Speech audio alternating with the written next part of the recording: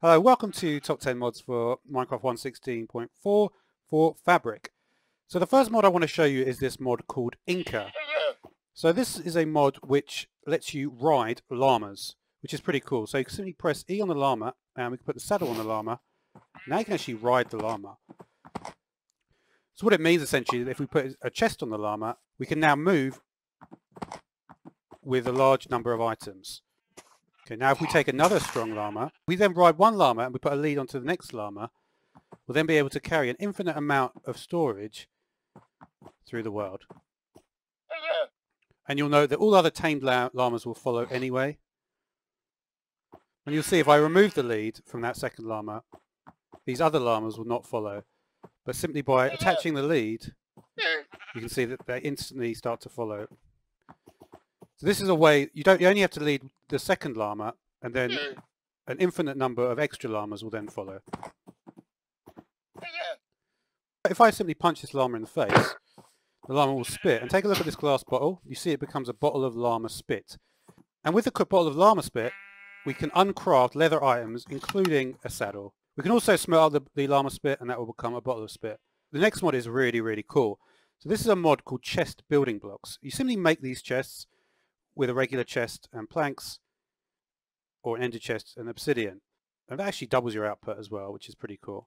So what you can do with this mod is something really, really awesome. And that is this. You can make completely multi-block chests. And you can see it's going to work for all these different types of chests.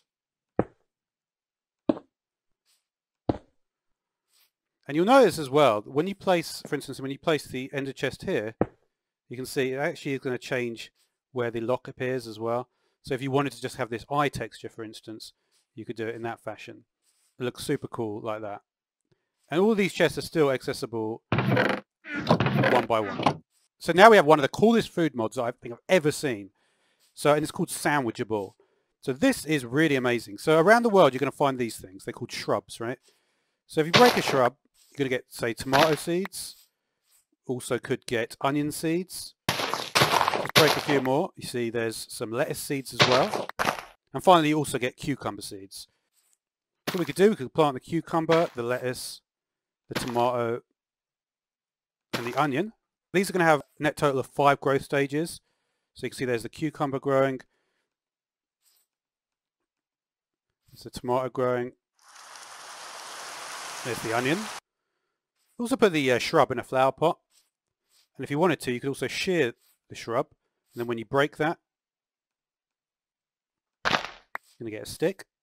So to begin making your sandwiches, you're going to need a cutting board available in many different wood types.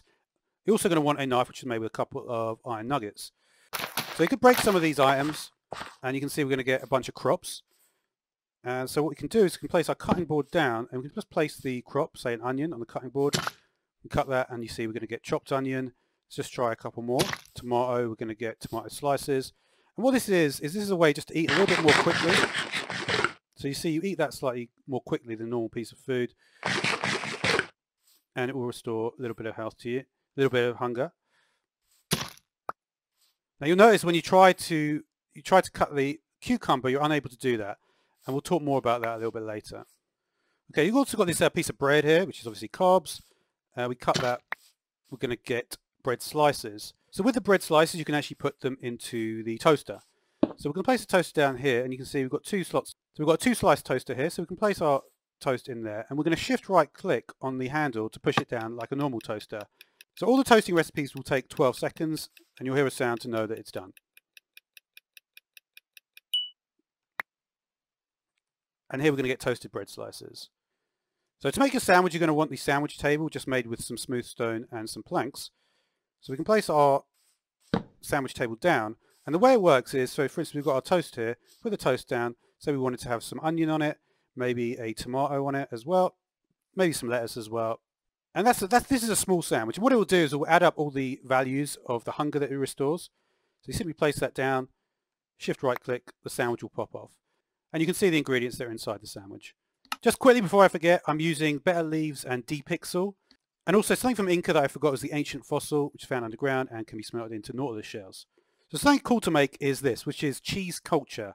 And you can get it in a variety of different types. We've got the regular one, we've got creamy, we've got intoxicating, we've got sour, candescent, and also warped bleu. And these are ways to create different types of cheese that you can put into your sandwich. The cheese making process takes around 3 minutes. So to begin with, you're going to want to place down these basins. So you can see here, this is a basalt basin. It takes on the sound of the stone type. And begin by placing milk in there. And then you're going to just place the cheese culture in.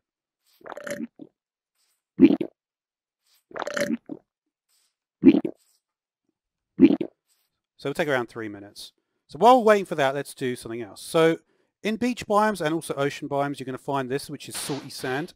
You'll notice, by the way, that as the cheese is fermenting, it will gradually start to take on the various different colours that the eventual cheese will be. So we break this, we can see we're going to get this, which is going to be salt rock. We can craft that into salt. Now we can also make this, which is going to be like this. We'll take a slab and we're going to take 5 glass panes and we're going to put them around like that. It's going to get us a pickle jar. Now you remember I said I was going to talk about the cucumbers. Well, that time is now. We're going to fill this with water and then we're going to grab our cucumbers and we're going to put the cucumbers in here. You see they go in there. Now to begin the process we need to add some salt. And this is going to pickle the cucumbers. And what you'll notice, if you take a quicker look at this, over time this water is actually going to change colour. So another thing to mention is you can toast the mushrooms as well. And you can see as we go along here, you can see that these cheeses are becoming more fermented and the colour of the water of the cucumbers is also changing. So that will be done in about a minute. And let's just check on this. You can see there's our toasted fungus. You can also do kelp as well. Another thing you can do which is quite cool is if you put rotten flesh in there, it will smelt into burnt food. If you put the burnt food back in there, it was actually going to smelt into charcoal. So that's a pretty cool thing to do as well. You can see the water colour here is changing. Now you can see that when the cheese is going to be ready, you can see it starts to emit particles in the colour of the cheese. What this means is you can then withdraw the cheese and you're going to get a wheel of cheese. Now if you eat the wheel of cheese, you're going to get the nausea effect. So also you can see that the cucumber is also ready. So if we now right click the cucumber, you can see we're going to get a pickled cucumber. So the wheel of cheese can be placed in the cutting board and you can see we're going to get cheese slices. It works very well with the inventory. We'll put the pickled cucumber in there as well and we're going to get pickled chips. What's also cool is you can put a golden apple in there. It's going to get you apple slices. You can do it with a regular apple, but these are actually going to give you the golden apple effect, but just for half the duration. You also put a raw pork chop in there. It's going to get you pork cuts. Another thing you can do is you can also cook any meat as well in the toaster, any raw meat. So you can see from this demonstration there's a lot of different foods that you can get. So for instance, I could make another sandwich, could put say a toasted warped fungus, a cheese slice, some pickled chips, some golden. It's not the most pleasant sandwich, but it just gives you an idea of just how many ingredients you can put in the sandwich. The final item you might want to look at is the redstone desalinator. You can place this down in here and you can see it needs redstone dust. And we're going to put some redstone dust in there. And what this is going to do is actually going to create salt directly out of the water in a ocean biome. So you can see it tells you what the salinity level. And there we go. You can see we've got some salt. So you can either use the salty sand or the redstone desalinator to get salt. Finally, one thing you definitely don't want to do is put any metal items into the toaster, because otherwise... Okay, so next up we've got a mod called Independent Pets. So we've got a tamed cat here. So this is also going to work with parrots and wolves. You'll notice the tamed cat, even though the tamed cat is ready to move, so there's the sit, so the cat will stay there. Here the cat will follow, but you see what this mod does is actually disables the follow, so the cat is actually not following you. What you can do is you can actually toggle by shift right clicking on the cat, and it says following enabled for target, and now when the cat is moving like this, you'll notice that when we move away, the cat is now following. Okay, now I want to look at a mod called Snow Mercy. So with this mod we need to make a frozen compass using a lodestone to start a Snow Mercy invasion. So you can also do this with commands, but we're going to do it the regular way. And this is just an event that is created. And there's no time to chill. A snow... Okay.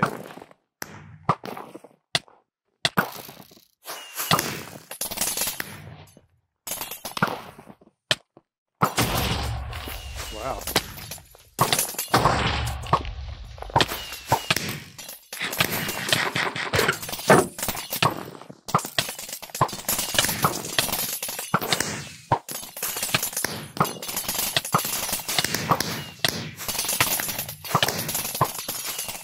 So you can also just stop it by doing that. But yeah, that causes a huge amount of devastation. Okay, now we're going to look at a mod called All Stackable. So we're going to see if we can stack water buckets now up to 64. So it says set the stack size of water bucket to 64, default 1. So now when we put a water bucket on top, you can see we can actually have as many water buckets as we want in that. Works exactly how you might expect. Let's try with a bow, and we'll do that for 64 as well. Okay, it just puts it into the another slot then. Okay, so we can just set that stack size to 64. Now we can double click, and all those Protection 1 books we had will go into one stack. Okay, here we have a mod called Discontinuous Beacon Beams. So what we're going to do is place some glass here, and you'll notice that the beam will stop at the glass. Let's now put some orange glass here, and you'll see the beacon will then start again. So this is a good way to have an area within the beacon beam that's actually not going to have any glass, but then you can still extend it further along. Let's try that one more time. You can see. So yeah, discontinuous beacon beams. Alright, we've got here some crying obsidian. In Minecraft, you can't actually use crying obsidian to make a nether portal, but this mod, Slightly Vanilla, does actually let you do it. So you can see we can create the nether portal like so. Now normally with a spawn egg, we would need to place it on the ground. But actually we can now throw the spawn eggs, and a dispenser can do it too. Also a handy note block screen. You can change the note here. I think the thing that's kind of unique about this one is that there's just a few little changes that are really cool, like throwing slime balls, for instance. Dispenser can also do that.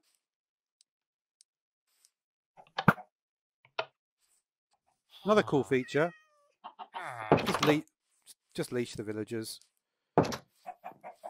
There's a few things about beds, setting respawn points. You can also disable the instant teleportation of the nether portal in creative mode. So one particularly cool thing is the respawn anchor can be used in the overworld. Okay, we've got a mod here called Extra Doors. So the main doors this mod adds are the gold, the bamboo, the glass, and the purple door. So we can open and close the gold door by hand. But if you give it a redstone signal, it will be locked. The bamboo door doesn't do anything with redstone. The glass door, if you give it a redstone signal, it will toggle it to the other state. So the purple door, if we're going to right click on it, just teleports you to the other side. Kind of unusual for a door to do that. Let's try seeing what happens if we put some sand there. Then it will just open because it sees that you'll be suffocating if you went into the door there. We also have glass variants of the regular vanilla doors. So it's exactly the same texture, there's just glass. Here we can see some of the other doors. And we also have the trapdoors as well, which also got the glass pane texture in there.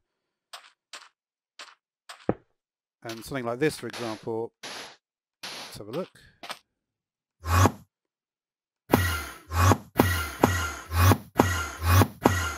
Pretty awesome.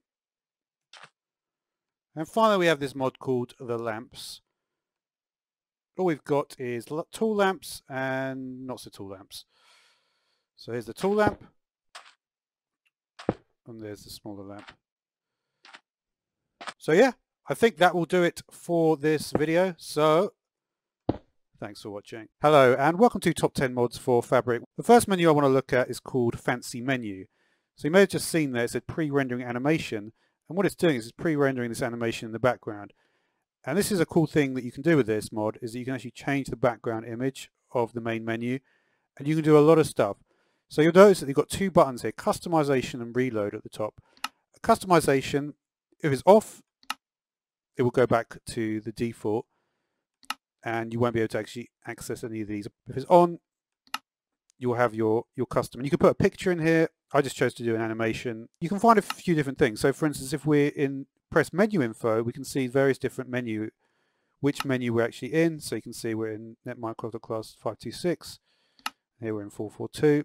Also look at button info. So that will show you the IDs of all the different buttons. You can also go to this, which is create layout. So this is how I was able to put in, if you right click on the screen here, you can see we've got background options. And this is what I've set it to, background options, and you can do animation lightning strike. You can also, if you put in multiple animations into this folder and set up the folder, you'll be able to actually randomize it as well. You also can choose to do an image, or you can also do a panorama as well. So that's probably like the key feature. If we go press here, we can see add. We've got add image, web image, animation, text, web text, button, and audio. Say we wanted to hide the language and accessibility buttons. We could right click here, press hide button, press hide button, and then we'll be able to see them in this hidden menu here. So for instance, you could also put different audio sounds on the different buttons. You can also change the texture, so you could replace all the buttons with different pictures, things like that. So say we just wanted to leave it simply like that. All we do is save, and we can do that, and then close. And now you can see the language and accessibility buttons have disappeared. Alright, so now I want to talk about a mod called Full Belly Sheep. So what this mod does is pretty simple. All it does is sheep that have got wool are not going to eat any grass. But once we shear the wool, they're now going to eat grass. And the other thing we can do is we can actually directly feed the grass to the sheep, and it will grow back the wool. We've got a mod called Minecraft Coordinates GPS. So we press the Y key, we get this menu. Okay, so let's just do plains. Confirm. New file. Flower forest. Confirm. Open file. Flower forest. Let's put some coordinates in, just to show you like an example of what this might look like. So we can then access new TP to selected, and it will show us all the information. So this is actually pretty convenient, right? It gives us an entire file structure of various different coordinates, and obviously you can put various bases, fortresses, all that stuff. Okay, now we've got a mod called Plantable Flower Pots. Okay, you can see when you put the dandelion in the flower pot, it is a seedling. You actually grow it. So this is actually pretty cool because it introduces growth stages to flowers. Then you can press shears, and you can see we've still got that seedling in there. So you can take essentially cuttings of vanilla flowers. There's poppy.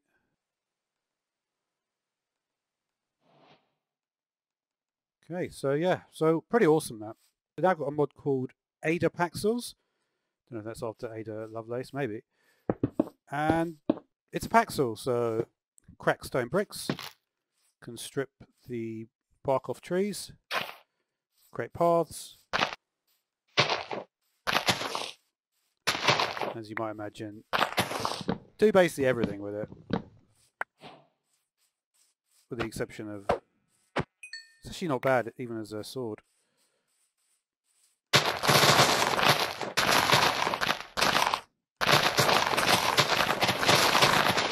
Okay, we've got a mod called Autofish. Let's open the config menu.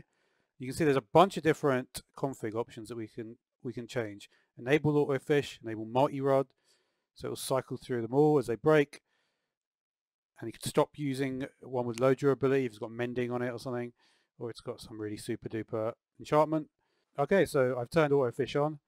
I've taken my hand completely off the keyboard, and it's just recasting the line. And yeah, it will just do this forever. And obviously you can change that recast delay. So now we've got a mod called XP Storage. You can see we can get 30, 42, 69 levels. So let's see how we're going to do this. So if I wanted to, I could just right click, and it's going to store that XP experience in here. And you can see these are just upgradable. Okay, so I give myself 50 levels. You can see it's now about half full. So one thing you can do that is pretty awesome about this is you can actually make custom experience bottles. So if I take a mundane potion, so let's just have a look how much that is. We've got 0 at the moment. So you can see that one seems to be different. Experience stored in it 125. Okay. So you can see that's going to give me about 8 levels just by one experience bottle. So you can see I can very easily toggle between the two states. So I just right click, it goes in the book, shift right click, it goes into my inventory. Let's place Riptide onto a trident. We've got this netherite trident. And obviously with Riptide we can't use it. But let's see what happens if we go into this cauldron with water in it. You can see now it becomes active. Okay, what about this one? This one's called Mob Rebirth. This is pretty cool. You may have noticed in recent versions of Minecraft, we've got something called attributes. So, for instance, like bee flying, horse jump height. And the one I'm looking at here is going to be the zombie spawn reinforcements attribute. So let's just do some settings to see what we can do. We're going to do 100%, multi-mob chance, 100%, and we're going to do 10. And we'll put this on all here. Okay. So now what we can do is when we kill a zombie, we should see it get reborn, and we also get the reinforcements to come as well. So that would be cool, right? So let's have a look at that. There you go.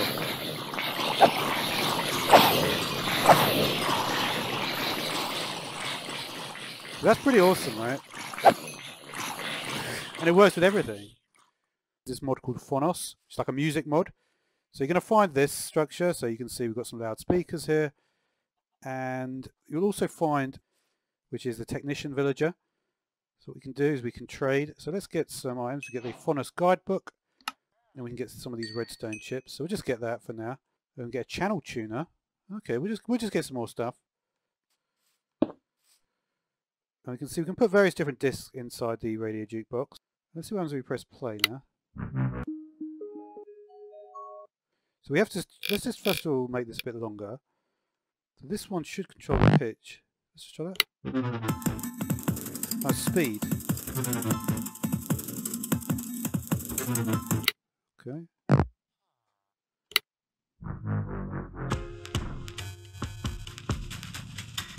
So the radio note block's pretty cool. It actually has a number on the top.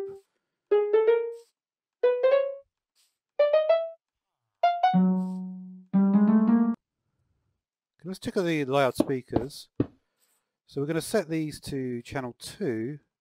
Let's set this to channel 2 as well. Then let's press play. Oh, that's cool, right? Yeah, it does auto. I've got that is autoplay. This button here. Okay, so with the channel tuner, we can change it to. We shift right click, change it to channel 2. So you can see.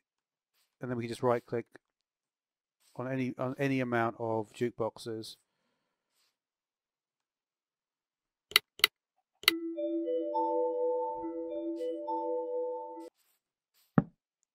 So you can also, for instance, let's just you also got the tiny potato speaker.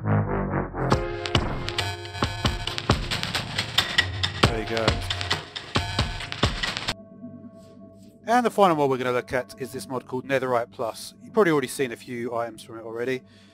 It essentially adds just netherite items, so we've got Netherite Shield, for example. Here's a Netherite Beacon. You can see we've got Tertiary Power of Glowing. So this creates a lava vision effect. You can also fish with the Netherite Fishing Rod. You get ancient debris, gold, that sort of thing. Netherite Elytra as well, which is with trinkets, of course. And these other items are just not going to burn, or they'll just have high durabilities. Netherite Anvil, for example, will never break. So, until next time, thanks for watching.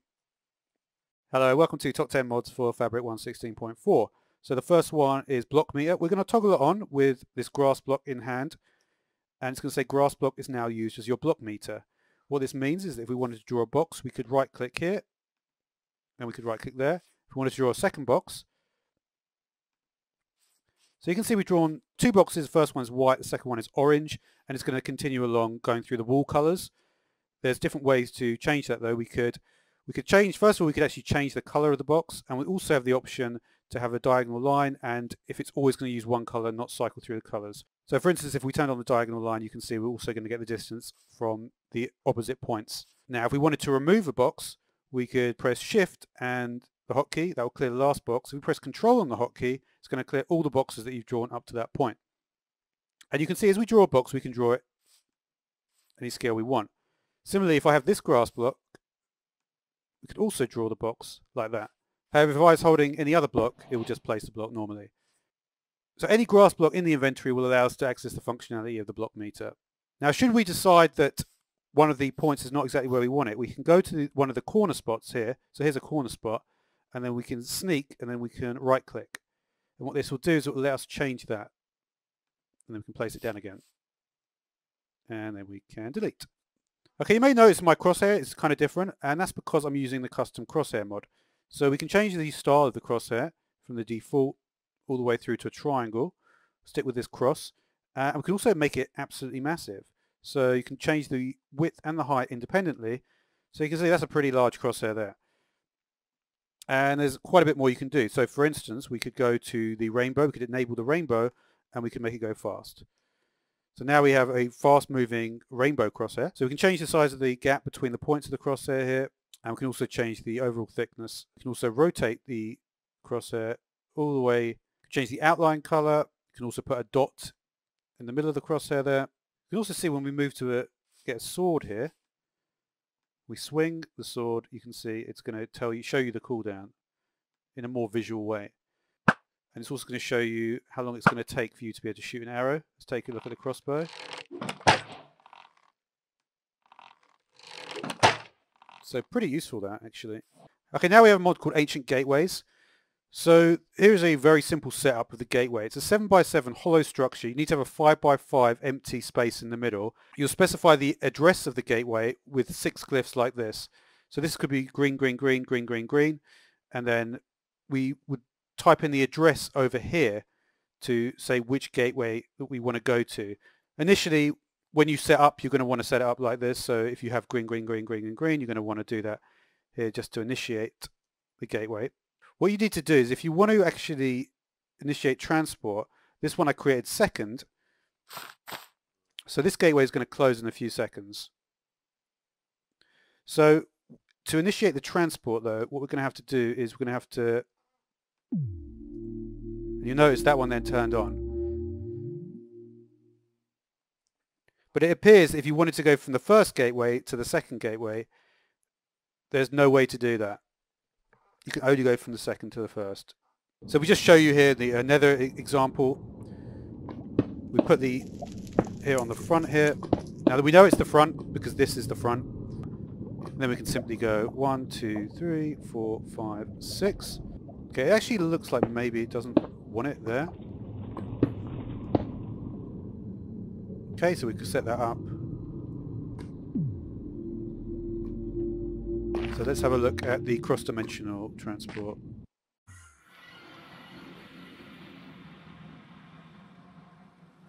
So I've been working in this area. This is actually an area from a mod called Lakeside. And this adds a variety of different lakes, including this, which is a jungle lake. And you may have noticed a huge amount of stuff in here, loads of tropical fish in there.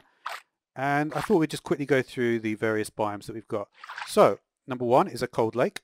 So it just gives a slightly different, you don't normally see an island like this in a tiger-esque biome. The forest island, and there's a lot of water to work with. I guess the tropical fish spawn was that we don't normally see that. I don't know if in normal jungle lakes you see that. So there's a combination of the islands and the lakes. This is the forest island and this is the warm lake. If I look where the nearest warm lake is, you'll see it's right here. And here's a little bit more of the actual jungle island. It definitely changes the terrain quite dramatically of the jungle, which isn't necessarily a bad thing because the jungle is quite hard to traverse anyway. And finally, we've got the mountain lake.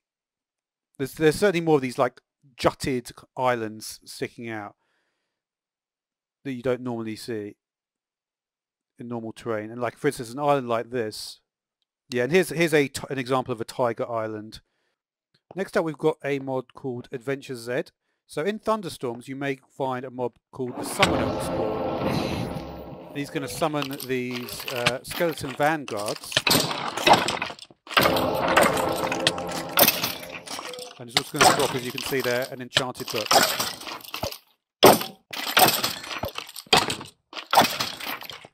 The next two mobs are going to spawn in nether fortresses. So here you can see Withered Necromancer.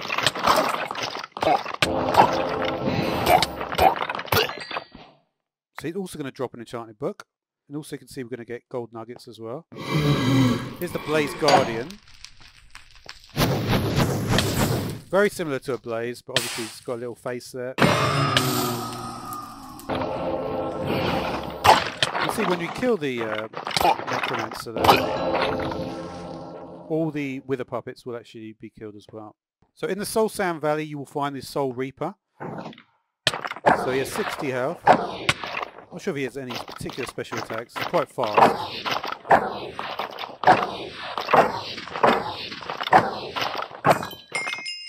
You can see we're going to get a Wither head and coal and bones and a netherite sword as well.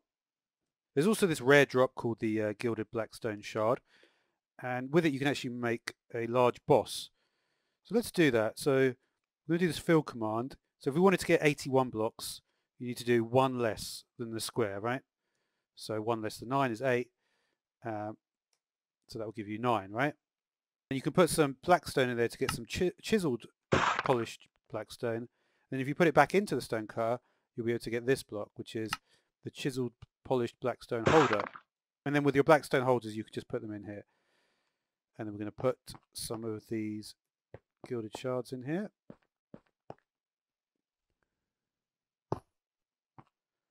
And there we go.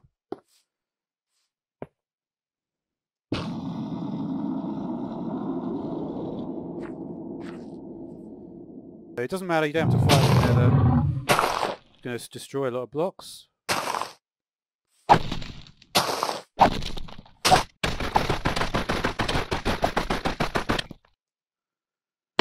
Wow. It also has different colours.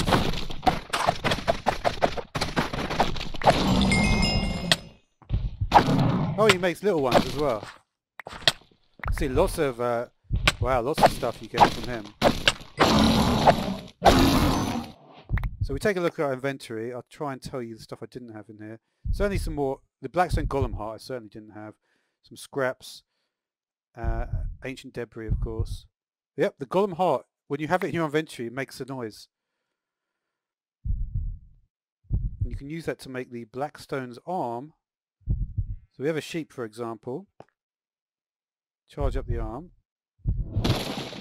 Okay, so it does do a certain amount of damage. We also have the Piglin Beast. When you're mining nether gold, the Piglin Beast might spawn.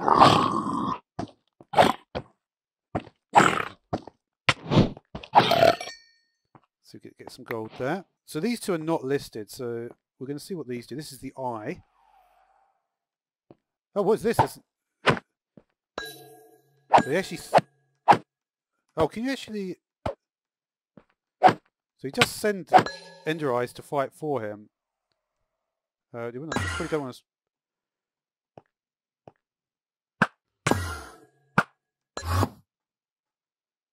So I guess he died and laid a dragon egg.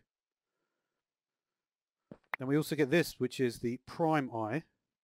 Doesn't seem to do anything. It's probably just been added recently. So occasionally the Piglin Beast is actually going to drop the Piglin flag and will calm attacking piglins in an area. I also forgot to mention the armor. So you're going to need Gilded Netherite, and you'll be able to get fire resistance, recharge. So you can see we can activate the fire resistance there. We also have the Void Shadow. Doesn't seem to do much at the moment. It's probably the AI has not come in quite yet. And let's see the 0. Yeah, it looks like just been added. And Nightmare, finally, that is actually just the horse. that the Soul Reaper comes in on. So it's just got some Soulfire particles, and you can ride the horse as well. The next mod I want to look at is a mod called Requiem. This mod is a mod that replaces the death system in Minecraft. So what we're going to do with this is, you can see I've got a little setup here. So to begin with it, you have to press /kill. And it says, you hear a voice talking to you. Essentially, in this, you can choose between normal spawning. If you do, I do not want anything to do with this. You can change that as well, which I'll show you in a moment. And we can also but we're going to do the make me a demon already. And we'll confirm. So you see what will happen is you'll go into this sort of demon mode, right? And you've actually got creative flight. The way to actually be able to do anything is you have to inhabit other creatures. So for instance, what you have to do is you have to inhabit the undead. So if we right click on the zombie, you'll see I become, and now I can actually access, because I can't actually do anything apart from fly. Once you've inhabited, you can't access any of the other creatures. So we're going to try this a few different times. So the way to get out of it from this point is we need to do weakness.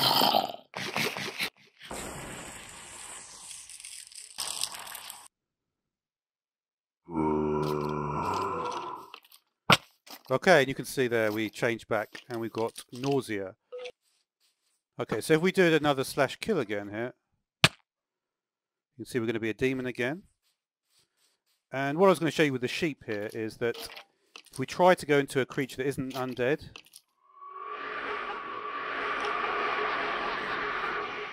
it simply won't work. Now there is actually one more thing which is to point out here, that you can actually toggle between the two different modes. So to do that, you can see, this is a debug one. You can eat human flesh. We've got the Opus Daimonium. So if we take a look at this, so it's going to require paper, phantom membrane, black dye. Alright, so you can see in the little tooltip there, you've got ad vitam aeternum, ad vitam mortale. So let's try the first one. Let's try this one actually, because I've already written it down. Ad vitam mortale. And we can see that this now has become a cure book. So that is the curse book. So now, at the moment, of course, when we die, we're going to be respawning as a demon. So if I wanted to change that, now you're going to see when I die, we've got normal respawn as a human. And similarly, if we die as a demon,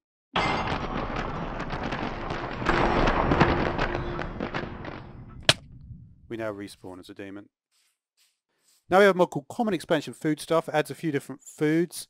So you can see we're going to have some lettuce and tomatoes. The tomatoes here on the outside, actually kind of cool how the tomatoes are yellow first and then red, because that's what happens in real life. And here you can see the lettuce. You can also put milk into a cauldron and turn to cheese. So you can use 9 sugar to turn into a marshmallow. And then you can put that into marshmallow on a stick. Toasty marshmallow on a stick. Golden marshmallow on a stick. So yeah, on the wiki it says that you can put 3 different food items into a sandwich. I've not found that there's any recipe for sandwiches or the tea bag. And also, somehow the tea bag turns into the tea bottle. It feels like there should be another slot in the kettle with the tea bag and a bottle of water. So maybe this UI is not done yet. And beyond that we can make chocolate with milk bottles and cocoa beans and sugar. And we also have the chouquette, which is sugar and wheat and milk. And salad uses the lettuce and tomato and cheese. And mashed potatoes as well. So we have a cheese wheel. So the kettle is made with just iron. And the cheese wheel you can actually place down in the world. Also a couple of pies here as well. The sweet berry pie, the apple pie. Sweet, sour, salty, bitter, umami, shining, gloopy. So we'll go for sweet. Gets you fulfillment. Sour. Poison resistance. Salty gets you God. And bitter gets you foresight. Some interesting things here. And then finally we're going to have umami, shining, and gloopy. Umami is resistance. And then glowing. So Gloopy just gets you a one-off teleportation. Okay. Another mod to briefly look at in the food category is this mod called Crafty Cuisine. And this mod is like a Vanilla Plus extension to some of the foods that are already in the game. So we can cook a carrot into a roasted carrot. Can cook an egg into a fried egg. Fried turtle egg. Is that something? Is that a thing? Well, I suppose it is. I mean, they make eggs. Apple pie. But don't know about that one. So apple pie is we've got apple, sugar and egg. Chocolate pie. Melon pie. Sweet berry pie. And shepherd's pie. With mutton and carrot. Let's make some jam. Sweet berry bread. Honey bread. Candied apple. Candied melon slice. Sushi. Sugar cookie. Pumpkin cookie. Cooked spider eye. Chocolate pudding. Cactus soup. Bacon. And also cooked bacon. So yeah, it's just a few cool little extras to the vanilla food system. Okay, we've got this mod as well called Diabats. So it's a large bat here, as you can see. Just have a little look here. It doesn't aggro that easily. But you'll notice when you kill the bat, you're going to get these Diabat fangs. And they can be turned into Diabat fang arrows.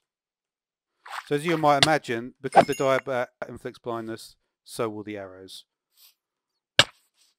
Also, you can see we've got some Diabats around here. So we're just going to quickly die here.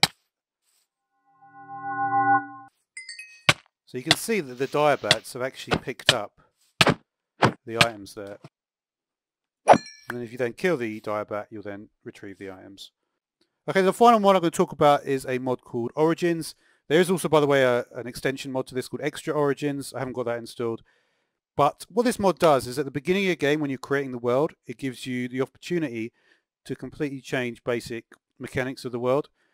So here's the first one, which is Avian. Avian race lost their ability to fly a long time ago. So you can see we're going to get a bunch of different features that will change your gameplay. So you're going to fall gently to the ground. When sleeping, your bed needs to be an altitude at least 86. You're a little quicker on foot, and you can't digest any meat. So you can see you've got slow fall when you're running around. It says you need fresh air to sleep. So that's obviously if I went to 86, it would let me do that. All right, so if we try and eat steak now, it simply doesn't let you do it. Okay, next one is Arachnid, so climbing abilities. So it says you're able to climb up any kind of wall, not just ladders. When you hit an enemy in melee, they get stuck in cobwebs. Diet is restricted to meat. So you can see we've only got 7 hearts. And your enemy's going to get stuck in a cobweb. So we try and eat a vegetable type item, like pumpkin cookie. We cannot eat that. Let's see what happens if we eat rotten flesh. Okay, this does still give us poison. You can only eat meat. All right, now we have Elytrian. I guess it's Elytrian, isn't it? Because it's Elytra. So you can see you have Elytra wings without needing to equip. Every 30 seconds you're able to launch about 20 blocks up into the air. You deal more damage when in Elytra flight. You could not wear any heavy armor. Wow. Being somewhere with a low ceiling for too long will weaken you and make you slower. Take more damage from falling and flying into blocks. Let's take a look at the fall damage quickly. Oh wow, yeah, from 10 blocks that is quite a lot of damage. But you can see when we run along, you have an interesting effect where you're going to... It's like you have that constant slow fall effect. Let's try a little bit of Elytra flying then. Alright, now we have Shulk, which is related to... By the way, there's these 3 impacts as well. Got low, medium and high. So related to Shulkers, so 9 slots in the inventory. You've got armor without protection. You're strong enough to break natural stones without using a pickaxe. You can't use a shield. And you hunger more quickly. That one looks actually pretty good. Let's take a look at the stone breaking then. Okay, it's not bad, stone breaking. This is actually kind of like what I would like the stone breaking speed to be anyway. You can equip the shield, but it just doesn't do anything.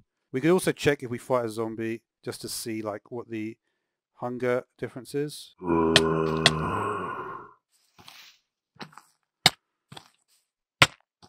can also see that even without armor, we're not actually taking anywhere near as much damage as we would normally. Like you wouldn't get the amount of hits I just took there from that zombie. would be fatal. But yeah, you can see the hunger really does drop really fast. So feline, this is the first of the medium impact. With their cat-like appearance, the feline scare creepers away. With the dexterity of cats, they always land safely. Never take full damage. Okay. You can jump higher. One less heart. That's an interesting one. Well, not under the effect of a strength potion, you can only mine natural stone. There are at most 2 other natural stone blocks adjacent to it. Kind of interesting that. The fact that there is actually a way out as well with the strength potion, that's always something that you're looking for, right? It's got a lot. Creepers are scared, and you can see in the dark when not in water. That is funny, isn't it? It's probably worth... They're really not going to explode at all. This is like such an unusual way of thinking about things.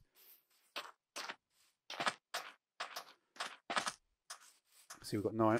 You can see that there's the jump height as well. So the jump height is actually pretty good. So if I wanted to mine a section like this, I couldn't mine these 2 blocks here. It'd have to be that. And then I'll be able to do that. And then if we take this, no problem. Yeah, and obviously with the cats, you're not going to take full damage. So next up is Enderian. So teleportation. So we can choose, we can throw an Ender Pearl, damage over time in water, and afraid of pumpkins and far reach. Okay, so you do have an active power button in this mod, and that is default of G. So we can see there was actually an Enderman right there, which is doesn't look like there's much cooldown on that. So the reach, a good 2-3 blocks higher. Okay, I'm not sure about the pumpkin situation, but I did actually just notice there is this thing called the Orb of Origin. It looks like a creative only item. So I should then be able to just change my way. So yeah, we can actually switch then. We're using the Orb of Origin to the various different ones. So Merlin, you can breathe underwater, not on land. Vision underwater is perfect. You can break blocks underneath it. Okay, so I should be taking damage over water. Yeah, you can see I'm losing. I mean, how are you going to play like that? I don't know.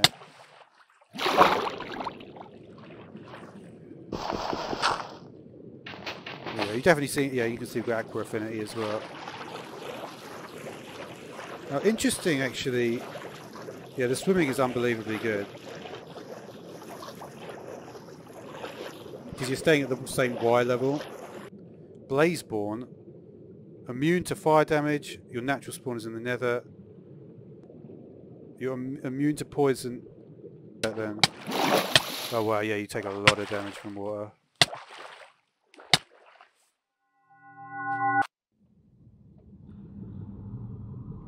Oh, look at that. When I respawned after death, I was literally in the nether immediately. Just go straight into this lava here.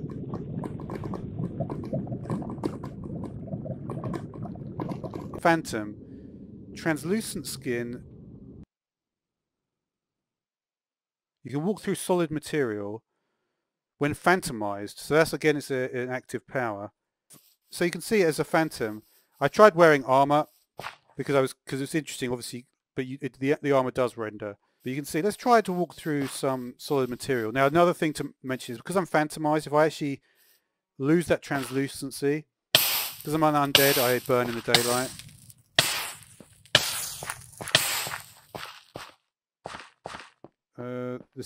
Walking through blocks is kind of an interesting one. It kind of actually does work though. You're going through the side of the block. Yeah, I mean, I guess if you just don't put a hitbox on the side of the block, but only on the top face, that's like always going to work. Oh wait, look at my hunger. Okay, that's actually it. So yeah, anyway, that's actually the end of the video. So until next time, thanks for watching. Hello, welcome to Top 10 Mods for 1.16.4. So you may notice my GUI is a little bit different. That's because I'm using a mod called Enhanced Craft. And it will change the hearts, change the crosshair, and also it's going to change the menus. So it works really well with slight GUI modifications.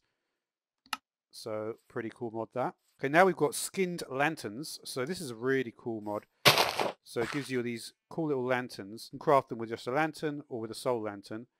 If we take a look at the overlay, you can see the regular lantern is obviously going to be more powerful than the soul lantern over here. We'll just look at some of the other lanterns because we've got Guardian, Zombie, Creeper, Skeleton, Wither Skeleton, Bee, Jack-o'-lantern. And there's also this, which is just the paper lanterns. You can get these in all the different colours. Okay, we can also take a look at this mod we've got called Bee Angriest. You can see you can actually scoop up the bees. Just right-click the bee, and it actually says use on it. And it says the angry bees will explode. So let's make the bee angry. Kabeam. That's unusual. That's a naturally spawning pink sheep, 1%. So you can see if we go to game rule, you can see there's a bunch of game rules which are added by Bee Angriest. We've got always drop scoop bees. Bees explode. So you can see there's actually some behavioural stuff as well. Seek shelter from the rain and save scooped BNBT. Alright, we also have this mod called Particle Rain. So you can see that the rain particles are slightly different. Might be a good way to look at it from this position. Similarly, we can see some changes in the snow particles as well, which is pretty cool. And finally, if we're here in this desert lakes biome, we can see some sand particles as well. So obviously the desert doesn't tend to have particles when it is raining. Next up we've got a mod called Carrier. So this mod is going to let you transport chests, entities and spawners. So let's try them all. So shift right click. And you can see I picked it up, and I've also got a slowness and increased hunger debuff. You can move around. You can see that's a bee spawner I just picked up. Okay, we've got some tulips in this chest here. Shift right click, pick it up. You can see it's the same chest. And finally we can shift right click, pick up the sheep. Interestingly, you can actually run with the sheep. I don't know if that's intended behaviour. So, yeah. So this campfire's got prismarine underneath. This has got a birch log underneath. Let's see what happens when we give it a redstone signal. You can see that's actually going to change the colour of the smoke. And that's what this mod does, which is called Colourful Campfire Smoke, as you might expect. And you can do it with a bunch of different blocks. It's mainly the wall colours, so for instance if you wanted to have purple smoke, put purple underneath there, you're going to get purple smoke.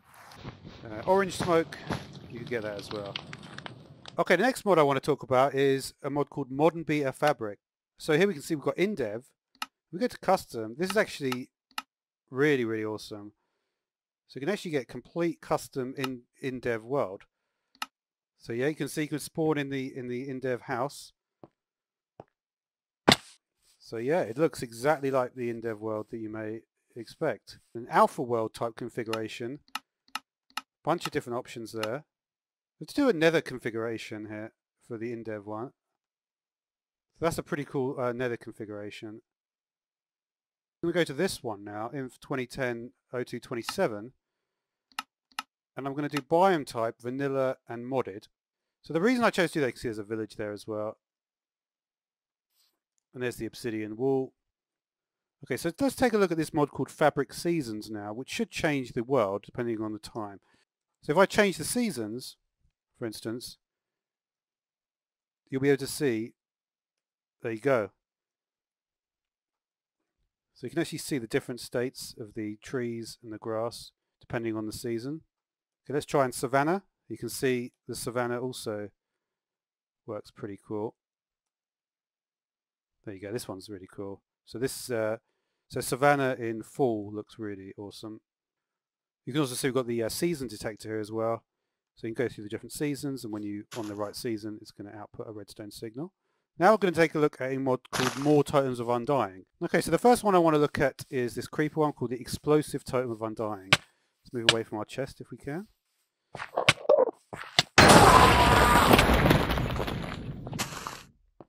So you can see that worked quite effectively. And we've got Absorption 5 as well. So that obviously creates an explosion while triggering the Totem of Undying effect. Okay, next up we've got the Skeletal Totem of Undying. Trigger with similar effects. But it gives us also this sniper effect. So that will actually double the projectile damage. Okay, we've got the Rotting Totem of Undying now. So what this one is going to do, it's going to summon 3 zombies that will actually fight for you and kill any enemies in the vicinity. That one won't. These are friendly zombies. Interestingly, when you hit one of them, it will kill the other one. Another thing about the Rotting Totem is if you drink poison or damage potions, it will actually give you health, and health potions will do the opposite effect, will take away, will damage you. So that's what Necrosis does. So the next one is this, the Teleporting Totem of Undying. And that's going to actually teleport you back to your spawn point. Okay, now we've got the Steam Totem. And this is going to summon 5 angry bees. Okay, so next up we've got the Ghastly Totem of Undying. This is going to give you levitation and slow fall. Not so good against ranged enemies as well. Okay, so the final one is the Tentacle Totem of Undying. This is actually going to blind your enemies and slow them as well.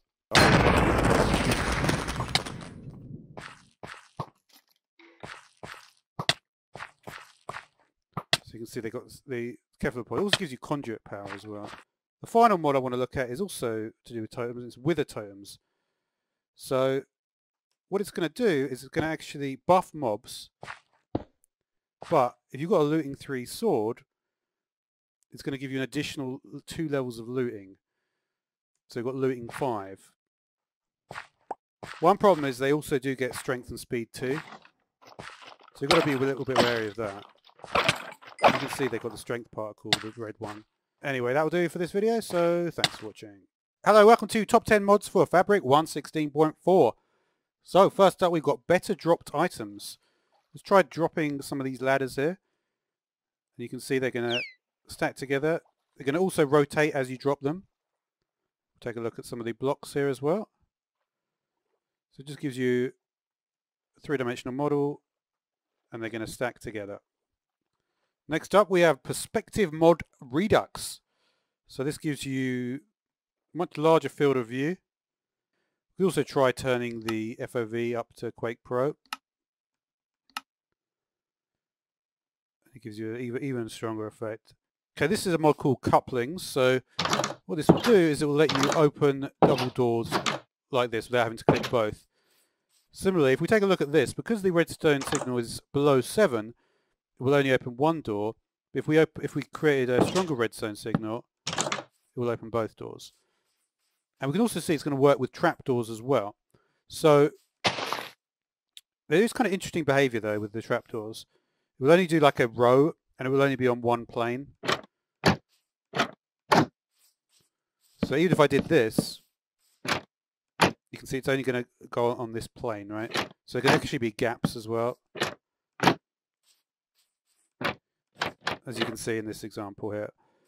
And finally, we also have the fence gates. So you can see this is quite a high tower, and we just open these, and they're all open. So next up, we're going to look at a mod called Adorn. It has quite an innovative config here. So it adds chairs for all different wood types that you can sit on. We also have these different crates for all the different food types. There's more than just this. We also have lamps as well. So, and they do emit light. Also got coffee tables, so different wood types of that. You can also put things in the drawers. There's only one set of drawers, even if you click on the bottom one, it's still the same set. And here we've got the shelves as well. Also comes in iron shelving, and has this arm connecting it to the block at the base there. Here's a trading station. You can sell items and buy them. Got the kitchen counter, which comes with kitchen cupboards in different wood types. You can put wood in the kitchen sink. And you may have noticed we can do a sleep by sleeping on the couch. We also have this, so the way to create, for instance, like a path upwards, we can use a step, and then we have a platform, and then we'd have a post with a step on top, and then a post with a platform on top, and then just repeat with increasing number of posts to get higher up. So a more elegant solution than just having stairs.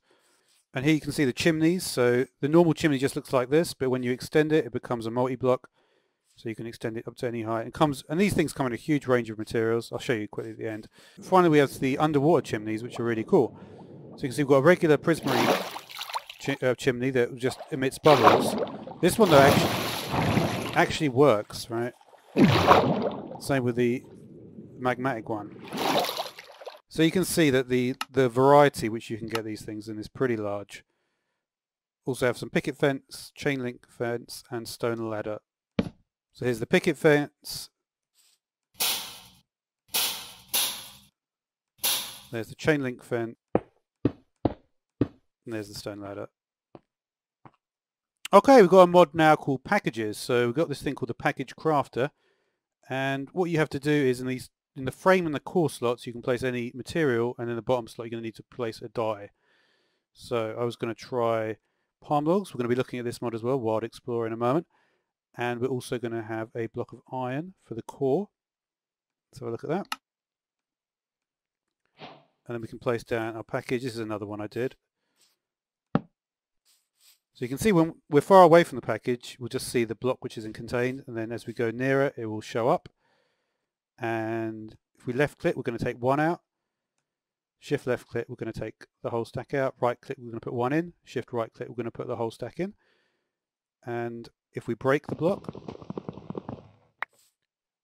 it's going to say 63 blocks of iron in there. We use a piston.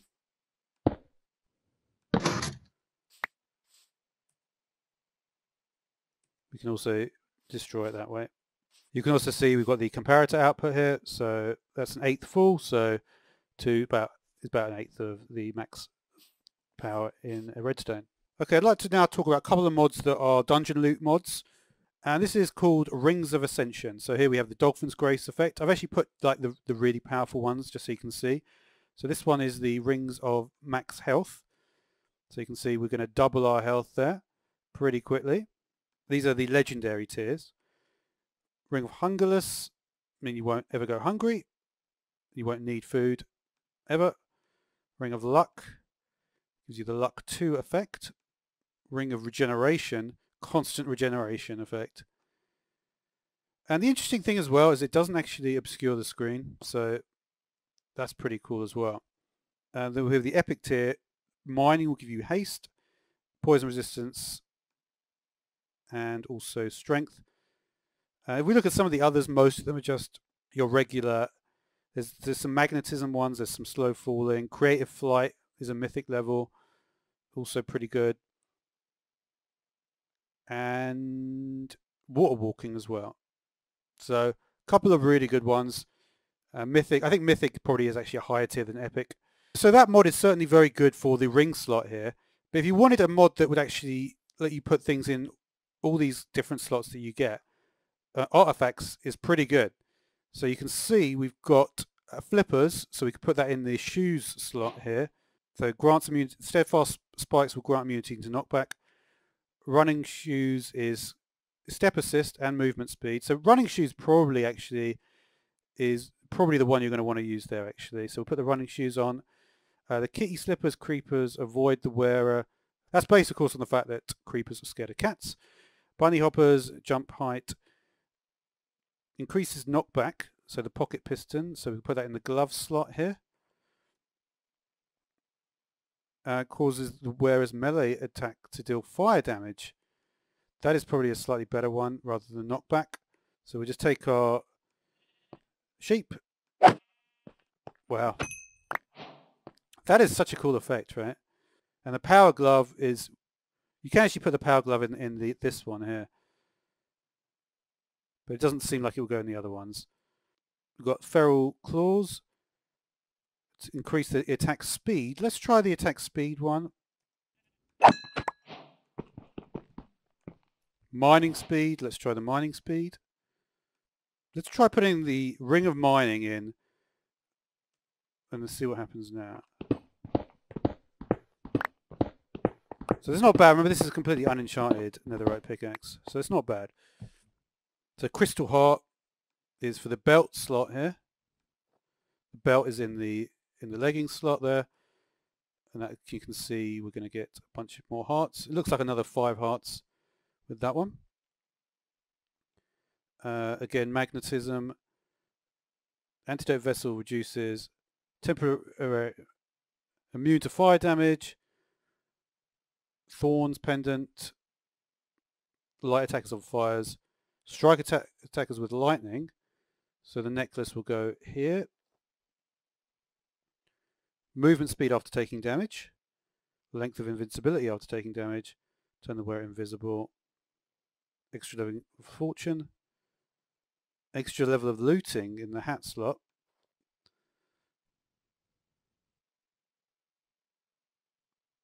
And you can see it actually renders on the character. I didn't realise that. This looks like a village upgrade. See in the dark with the night vision goggles. Let's try that. Breathe underwater with the snorkel. So the rendering on these are actually really, really cool. Decreased time to take for drinkable items. We also have the eternal steak and the everlasting beef, which is just food items that you can constantly eat. We have this as a shield and a glider. So let's try, we're actually on quite a high platform here, so let's try and use this as a glider if we can. So you can see we can go, yeah, we can just glide with this down, Mary Poppins style, right? There's also an underground campsite which is added, which looks like this. You can see we've got a campfire here, smithing table, brewing stand. And you can see we've got some, this chest has the potential of being one of these ones.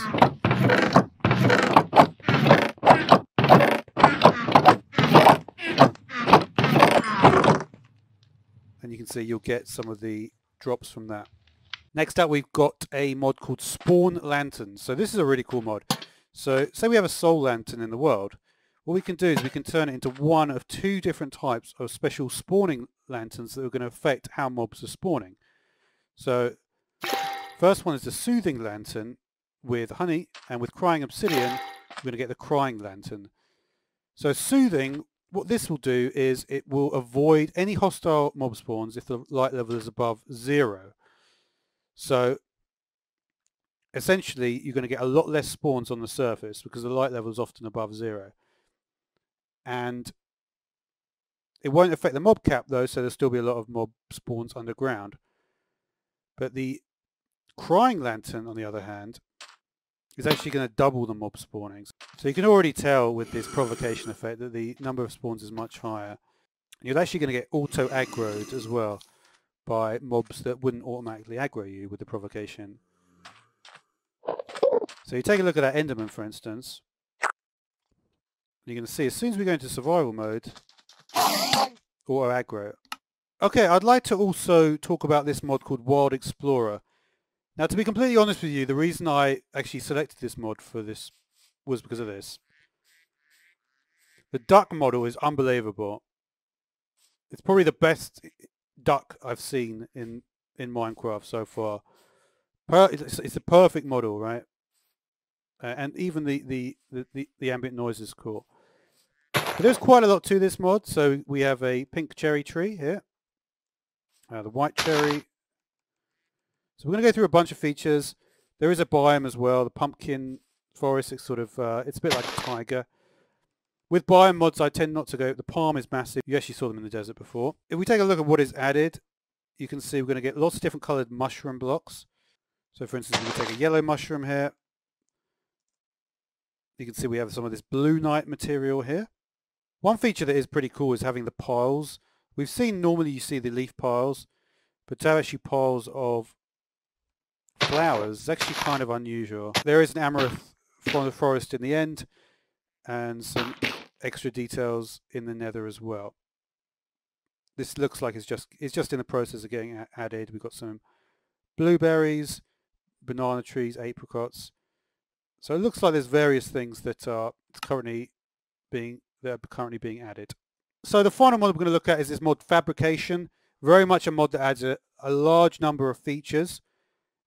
And I want to just draw your attention to 2 points first. One is the enchanted books. Being able to see the first letter of the enchanted book, very, very helpful. This is something which is a problem that hasn't been resolved. I think there is another developer that changes the book colors or has the tooltips. This is a really elegant solution. and I really like it. The other thing I'd like to draw your attention to is the pretty amazing config screen. It's probably the best config screen I've ever seen. Take a look at this. I mean, that's pretty awesome. What's really cool about the config is we can enable everything. So at the moment it's on light. What's really cool as well is that we can actually press the different buttons and they actually have different pitches. Let's try turning on this. So one of the cool things you can do is you can type in mods and it will actually show you all the different mods that you've got installed at the moment. So there are some interesting features with Cactus as well. So this is something that you can't normally do with Cactus, right? So you can see we still take damage when we walk into the Cactus, but because we have our boots on, we can actually walk on top of the Cactus. It kind of makes more sense that you wouldn't be taking damage from that. Another thing we can do as well is we can put on power onto a trident and sharpness onto the trident as well. So also at level 30, slightly different sound when we get to level 30 there. Place down a campfire, it's going to be placed down unlit. This is quite a cool feature. The water fills on break. Water source blocks fill in broken blocks instead of air if there is more water on its northeast, southwest and top faces. This is quite cool as well. The fire aspect is flint and steel. Also walk through berry bushes in the same way with the Cactus. Let's take a look at the feature which makes the arrows work better in water. Let's try and shoot this squid.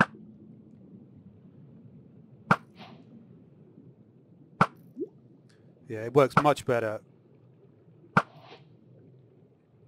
So that is a really awesome feature for sure. There are quite a lot of features. I just want to go through a couple more though, which is that the Silk Touch, that will always show that S there on the screen, so you'll know exactly which pickaxe you're using there. And the other important one is the fire animation is now only half as high. So it's less invasive into the screen.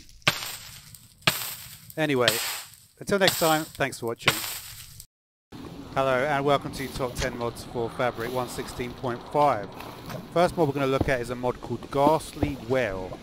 So this is a pretty cool mod. What it will do is, say you've got a portal.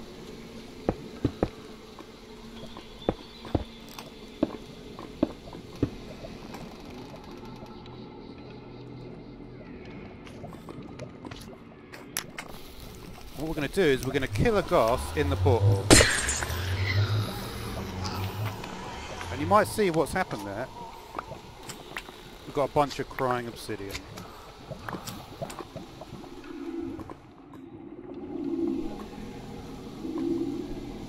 Okay, so what I want to do now is show you sort of two mods in one. One of them is going to be Giant AI and the other one's going to be Ranger's Haven. So with Ranger's Haven you get a bunch of new bow enchantments. So Sharpshooter, this is going to be increased damage per block travelled. We also have Explosive, which gives them explosive power. Roped, which is actually going to be like a grappling hook. Seeking 5 is going to be like a homing missile. Fletcher is going to split when it reaches the apex of its journey. Nimble 5 reduces the draw time. Multi-shot now has more levels, which means you can shoot more arrows out of it. And piercing can now be applied to a bow rather than just the crossbow. And multi-shot is going to actually be able to have various different levels. So you can see a bunch of arrows there. So we're going to see how far this sharpshooter works. Now, you can see I've got a decent amount there. Remember, I don't have any power here. We're not in range yet.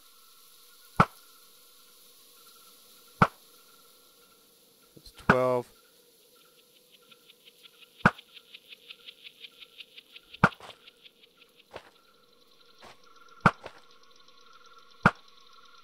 Okay, he's aggro now. So let's have a look at this one, Explosive.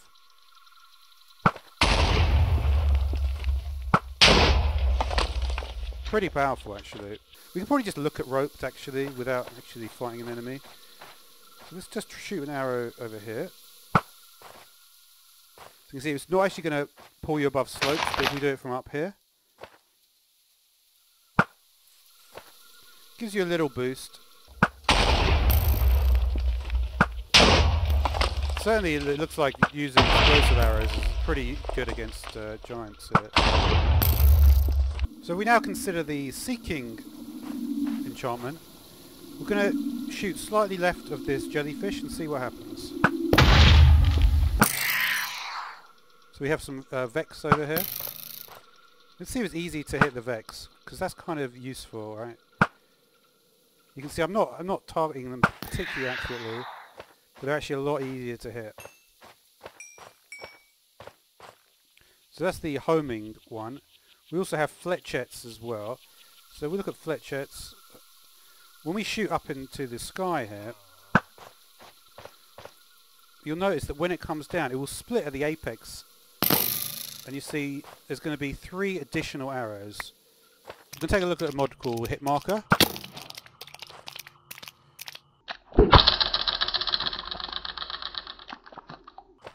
So you'll notice that the crosshair slightly changes to indicate that we've attacked. So now we have a mod called Chorus Links. So with your Chorus Fruit, you can surround it with gold to get a golden Chorus Fruit. You also have the option to surround it with gold blocks to get an enchanted golden Chorus Fruit. You can also make this item the Chorus Link with netherite and purple. So let's take a Chorus Link out. And let's see what happens when we just eat a regular Chorus Fruit.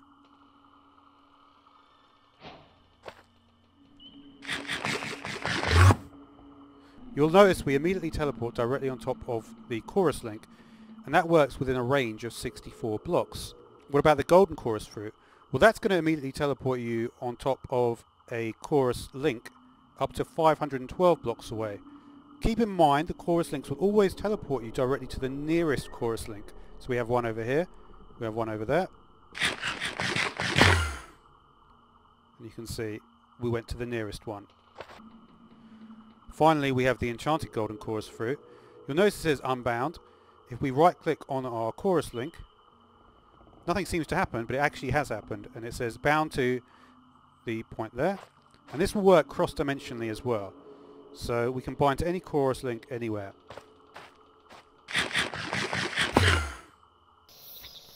Okay, now we have a mod called Item Pets. So the Item Pet is spawned like this. So we need an end crystal, we're going to need some iron and some emeralds.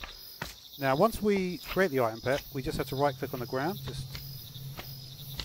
Here we've got the Item Pet, and now you can click it with a range of different items. And for instance, let's try shears. See what happens when we get some sheep here. We're going to click with the shears on the Item Pet. And there's a range of different things that we can do. The trident now. So you can see with the trident Item Pet is now shooting the end to it. The Item Pet is actually tame and it will follow you about.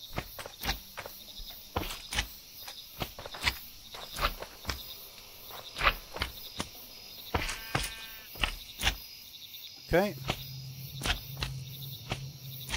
Poison now. So the fermented spider eye, let's have a look at this one. You can see it turns into a little cave spider. So if we have an enemy, let's try a zombie here.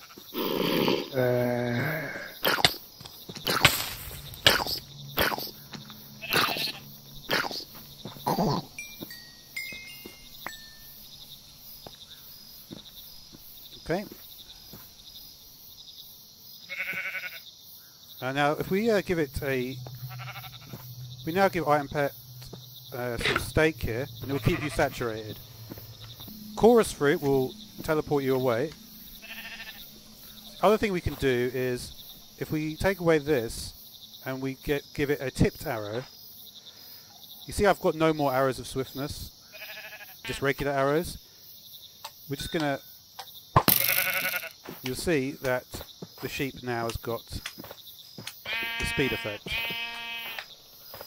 And the arrow also went after it as well. So I think there's a general like attack on the Item Pet. You can also give the Item Pet your sword and it will apply all the damage there.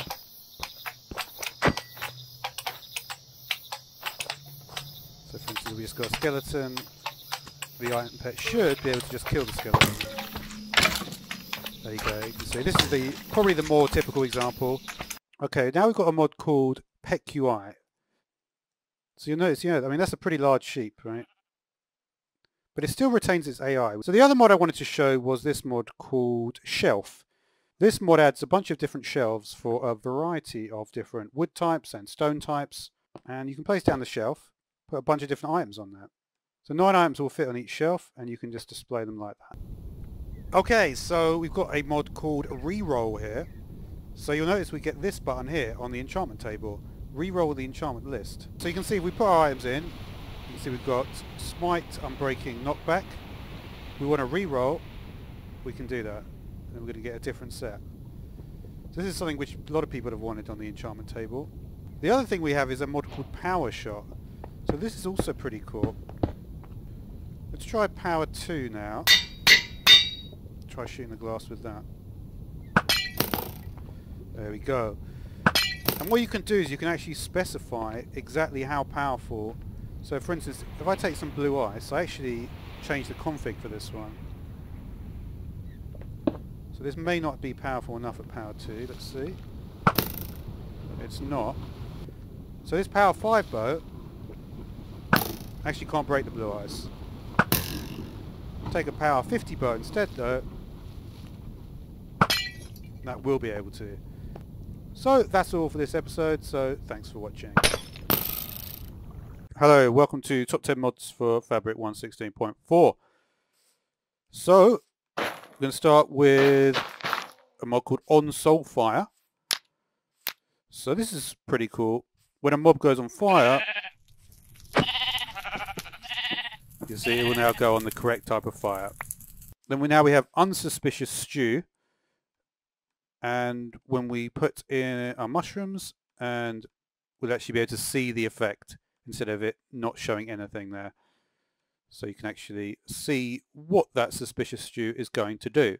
So the third mod is, you may have noticed when I do this, you can see the fade animation. That's because I'm using a mod called Slight GUI Modifications. It does this. One of the really cool things it does is this. When you take a screenshot, it does that. I mean, that's cool, right? That is really, really cool. Here's the next one, which is called Villager Hats. So this is pretty cool. Obviously, all the different villagers have got different hats on. And you can essentially put on all the villager hats. It doesn't necessarily do anything. You can see this is trinkets, by the way. So this is like curios, or the old one, I can't even remember now, baubles. So I'm currently in a biome from this mod called Woods and Mires. It has pine trees. It only adds a couple of different biomes, just pine clearings, pine forest. But I think I tend to like, it's the reason I like that Autumnity mod. It's because it just adds a couple of biomes, but there's sort of like a hope that you might actually have. But yeah, you see, just there's a few of these pine forest biomes. It's got Kettle Pond. This is a Kettle Pond here. The Pine Mire. I read that there may be some interesting, if you use the water erosion mod, there might be some interesting mod interactions. I also want to check out that Ecotones mod, which is also a fabric mod. I think it's on 1.16.3 at the moment. This is an interesting feature of Roughly Enough items, by the way, where you can see it. You can see the item selection. You can actually change it here, which I'll just quickly show you. If you go to Appearance of the Recipe, you get this pleasant box here, and we could switch back to original. So yeah, anyway, we have the hammers here. So the animations do work for every single screen, and also you can choose the background color of the highlighted block. Pretty straightforward recipes for a lot of them. See, the Ender hammer looks really expensive actually. So yeah, it doesn't seem to be particularly fast. But it's just another mod that adds hammers that will do a 3x3 area. And as you might imagine, we can actually repair the hammer in the anvil with the suitable repair material, and there's a bunch of different materials that we can use there. Okay, now we've got a mod called Mini HUD. So if you're looking for a light level overlay solution, this is a pretty good one. So if I just press K, I'm going to get a decent light level overlay there. It does seem like this mod is pretty fully featured. So if you look at the Mini HUD config menu here, you can see I could put up a bunch of different stuff. Well, you get the idea. You could put a huge amount of stuff on that. So we've also got this section called Shape, which is here. So I put circle and cylinder, center, snap, enabled on. We can configure it, change the color.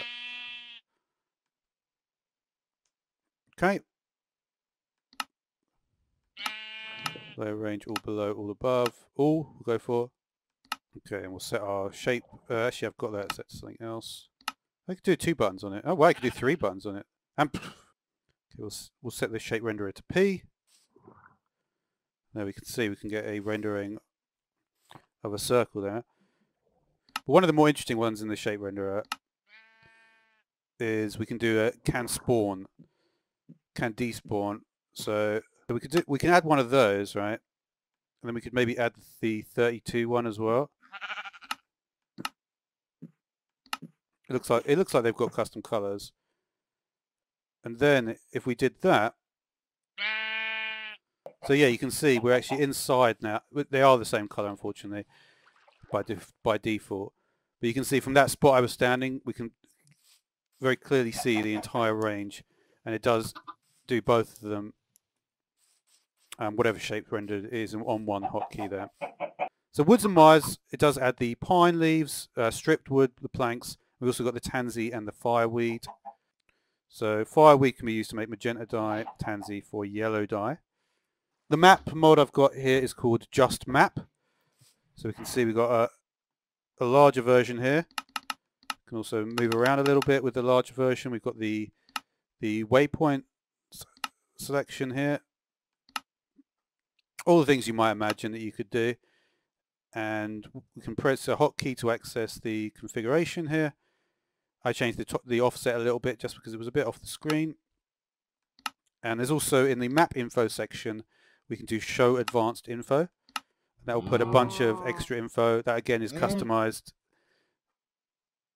So pretty straightforward to turn that off as well. You can put on a bunch more info, including some of your info with chest plates and stuff. And we can do also change the shape to a square or a circle. We also have the mod called More Berries. So various different colored berries that we'll find in different biomes. And they're essentially just berry bushes, exactly the same as the normal one. You can walk through them. And they're berry bushes, you can make berry cake. And all the cakes are pretty similar. And you can also make your berry juice as well with the juicer. Also this mod called This Rocks. So these are just little things you'll find on the ground. You may have seen them already during my playthrough. The key ones though are going to be these, the pine cones, the seashells, the starfish. You'll just find them on the ground in various different biomes. If you break the pine cones, you'll get spruce saplings. Seashells will sometimes get you nautilus shells, which is pretty handy. And starfish doesn't get you much apart from the starfish. Okay, for this mod, Illuminations, we're going to come to a swamp because it's got the highest level of particles here. So each biome has got a different volume of particles, with swamp being the highest. And you can see it just adds a little bit of ambience. So finally we're going to look at a biome mod called Cinderscapes. So actually some music tracks here. Scorched Stem, that's an awesome looking block. Here we are in the Luminous Grove. So this is going to add a lot of nether based, it adds nether biomes, also decorative. Got a photo fern, twilight fescues, umbral nilium, so a new type of nilium, twilight tendrils. We can take a look at some of these things, like we just hit U on a bunch of stuff.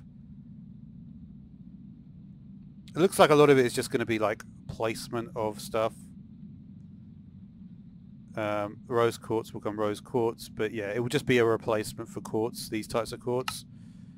So nothing, I don't think there's really, like, it's really more of a decorative block, this one. And obviously these biomes are pretty cool. I've put the biome thing up.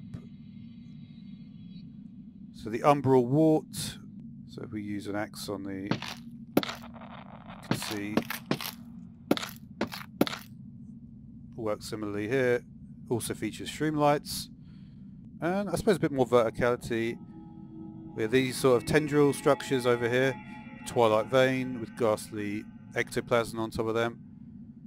This seems to be all the features of the Luminous Grove. But there are a bunch of other biomes as well, so let's check out some of the others. So yeah, we'll go with Ashy Shoals now. This is kind of interesting. Look, I'm going up and down this tunnel and I'm changing biome. So I guess there's something different about the biomes now.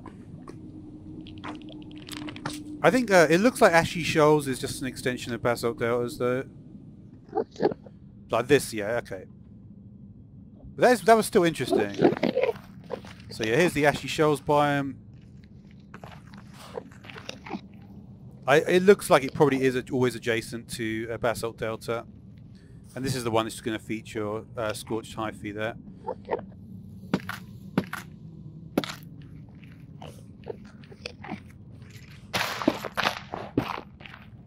Also got Scorched Tendrils, Brambleberry Bush. So that's also a berry you can eat. Okay, the next biome to look at is the Blackstone Shells. So here we are. This is it has a soul soil base. Have piglins here. In fact, there's so much blackstone it makes me think that there might be more. Oh, we've also got magma cubes here as well, so that's more unusual. We've got weeping vines.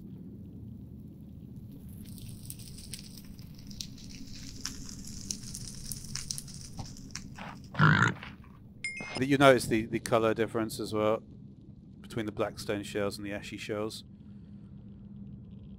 In a lot of ways it kind of seems like, that's kind of interesting as well, that the ash goes on top of this bone structure formation here. And the final biome is the Quartz Canyon. You can see some rose quartz ore. And that is some crystalline sulfur quartz. Interesting. Is that what it's called? It's saying Quartz Cavern. Well, this reminds me of the Amethyst in the latest 1.17 update, which is kind of cool. That's Polypite Smoky Quartz. But yeah, it's clearly an Extreme Hills type variant. Which you don't actually see, but it was obviously quite useful in terms of ancient debris. But you don't tend to see a biome like this, which isn't covered completely, lava issue.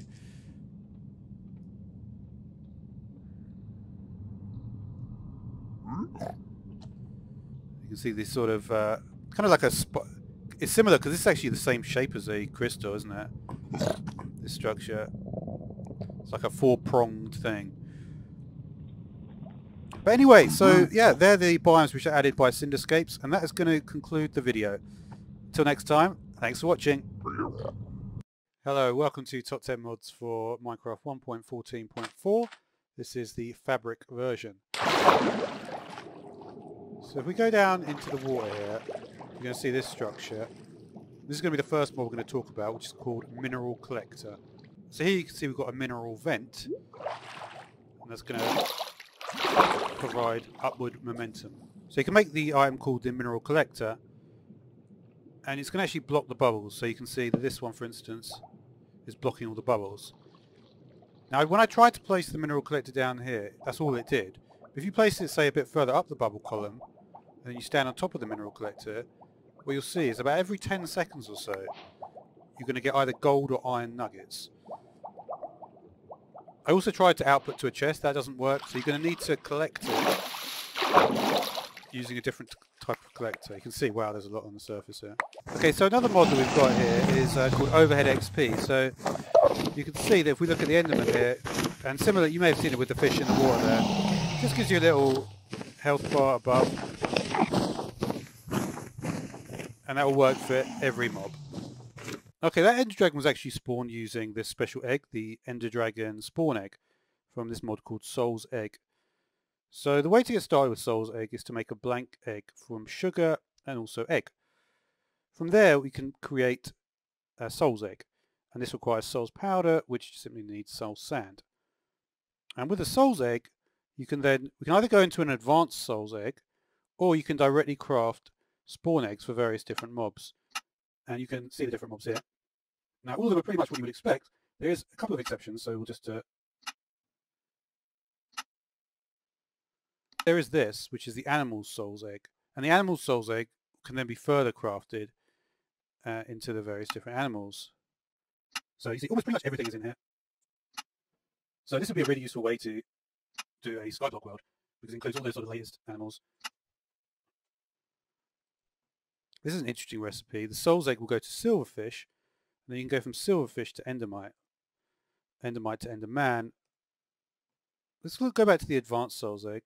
So we can do Elder Guardian and enderman. Evokers seem to need 2 totems of undying. Interesting.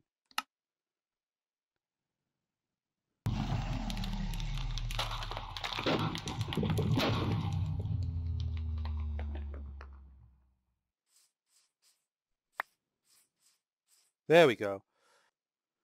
So you can see when you kill the Ender Dragon, you're going to get the Ender Skin, and then that will create the ultimate Soul's Egg. And then from there you can make a Giant, a Wither. You also flat out make a Boat Soul Egg, just an egg and wood.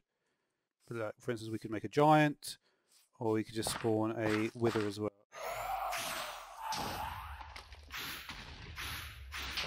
So the Wither didn't even need to warm up, so it will literally spawn a Wither without the beginning cycle. Also got an egg mod here as well. So we can get hard-boiled egg by cooking an egg. And get scrambled egg by crafting 2 eggs together. And by crafting just 1 egg on its own, will get you a fried egg. So they're the sort of basic components. And milk can turn into 6 bottles of milk. 3 eggs and milk can get you an omelette. Got a hard-boiled egg block and a feather block, and therefore reducing fall damage. And there's the pillow block as well. Pillow is just 2 feather blocks. So we've got a bottle of oil, which can be made with either sunflower seeds or pumpkin seeds. Egg and oil will make mayonnaise. And then mayonnaise and hard-boiled egg will make egg salad. Okay, so what we could do is we could place a skeleton head, or a zombie head, or a wither skeleton. And if we have this skull on, let's take a look and see what actually happens when we approach some villagers.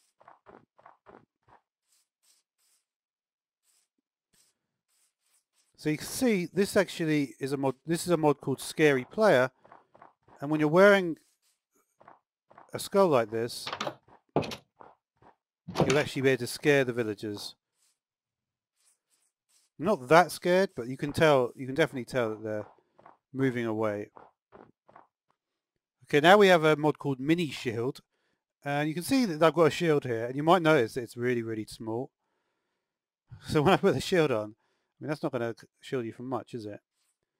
But you can see just how little it is. So yeah, it just gives you a smaller shield, and you can change that in the config to be as small or as large as you want. Okay, we're going to look at this mod called NPC Variety.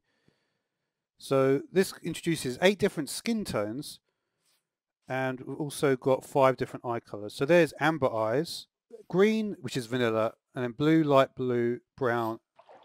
If we go over to the plains biome over here, we should actually get different. Yeah, you can see this is light blue, and this one is regular blue. Also, if we take a look at the, you can see that the villagers are actually going to close their eyes when they're asleep. Zombie villagers have got red eyes, and they have different coloured trousers. So you can see that there's an eye patch on the pillager. That's a good example. So that Ravager, you can see it's got blue eyes. Alright, let's try with it, go into a minecart. And this is a mod called Rail Boost. What this will do is it will actually accelerate you along the path. So instead of using booster tracks, you could just use fireworks.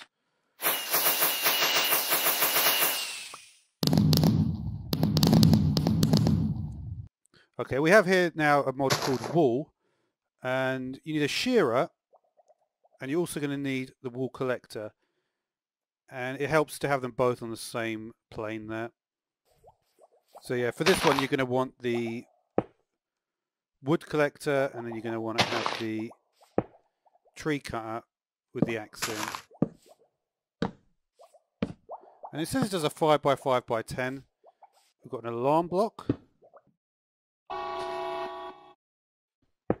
So the fan's got some pretty cool particle effects actually. So this is a mod called Epicurean Gastronomy. So we have tomato seeds, pepper seeds, and onion, which don't have any seeds. Also go really, really fast when it looks at the onions.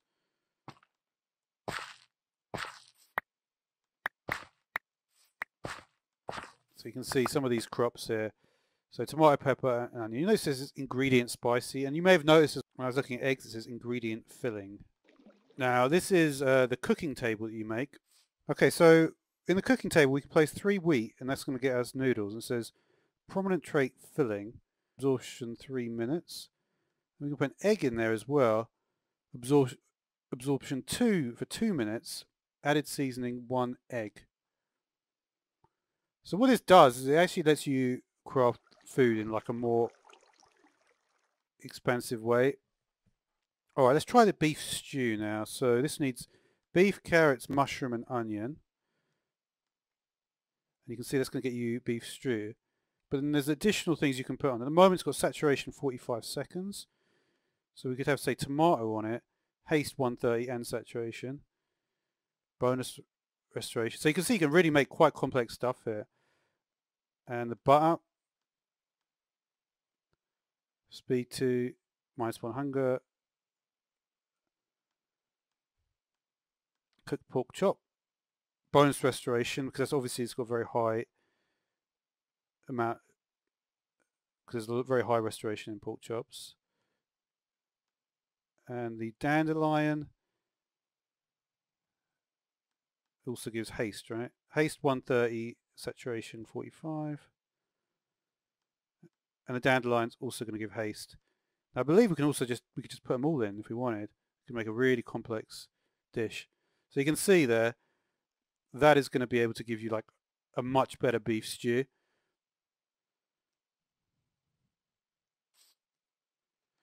Oh, interestingly, when I just went out of the inventory, I put it all back into my hotbar. But yeah, I mean, but it looks like it. But you can see, like with this mod, it's like more what like most people actually eat. Like, and there's also this thing called dashi. So you can make the dashi like that. But I think this is like more, you know, what probably a lot of people do actually eat. And that will make ramen. So this is, and that gives you saturation 45. And then it says any type of meat. So obviously just gives you better hunger. 24% saturation. So yeah, it will just increase the saturation as well as taking the hunger units there. So yeah, so there's like a complex one. It looks like the pepper is for resistance, right? So yeah, there's a couple of more recipes that I'm going to show. I'll quickly show you the pancakes. So this is pancakes. We've got jelly here, which is made with berries and sugar. Super jelly, made using slime balls as well as jelly. So yeah, so if we just put in all these items, you can see what we get with the pancakes here. Speed 2, jump boost and absorption. Mine's at 68% saturation. So pretty awesome how you can do that. There's also like chicken and hamburgers and stuff like that. But that will do for this video. So thanks for watching. Hello, welcome to Top 10 Fabric Mods for 1.16.4. So this mod I'm using here is called Camera Overhaul. So you'll notice as I jump around here, the camera is slightly tilting, especially when I turn around. If I suddenly turn, you can see a tilt. Now I want to talk about a mod called Raised Clouds. So if you go into the Raised Clouds configuration, normally the clouds are at this level, and we can change the scale, why not? And you can see the clouds are now changed. Okay, now we have a mod called Home Camp. So I'm going to shift right click and say respawn point set. So I do now /kill. I'm now going to respawn and it's going to actually extinguish the campfire. Also, in the home camp config, you can make it work with sole campfires only. And you can choose whether it extinguishes when you respawn and require lit campfires. Okay, so this structure here is known as the Castle in the Sky. And you can see it's got some custom mob spawners here. Also got a bunch of Gilded Blackstone and another mob spawner here as well. and some diamonds. So there's a bunch of different structures which are added by this mod. So if we go to locate, we can take a look at some of the other ones. So let's go to abandoned church. So there's abandoned church. Mushroom in a flower pot. I think mushrooms in flower pots is something which has only got added recently. So before we take a look at some of the other structures, I just want to point out this other mod which I've got, which is called Gentle Picking. So right click on a mushroom, right click on a flower. So this is actually pretty awesome, this. So this is like just really awesome. It actually makes flower picking it really improves the enjoyment of actually picking flowers. Let's go to a barn house. Okay, so interesting spawn of this particular barn house. It's spawned directly over a ravine. We've got big pyramid. Pyramid is chain blocks there. Bunch of chests as well. This one isn't actually on the list, but it is worth checking out. It's the hot air balloon. So that's a pretty cool one. This pirate ship is also added by most structures.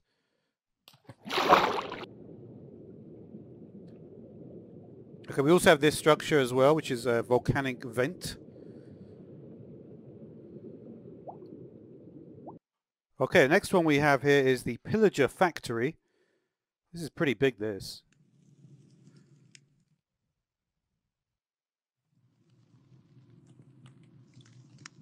Is that a composter?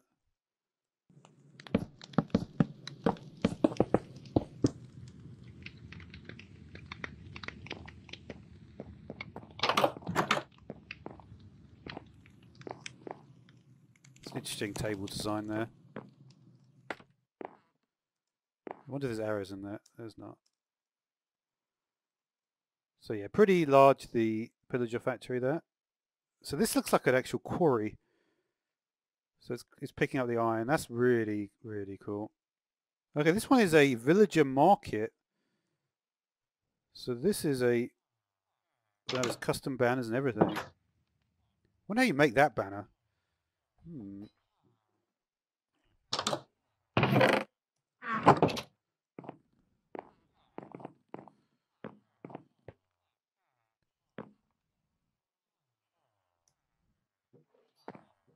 So it looks like these are not, these are ones which are, obviously because there's so many workplace blocks around. That's pretty awesome though. Well, these banners are really cool. I might have to do some videos on that as well.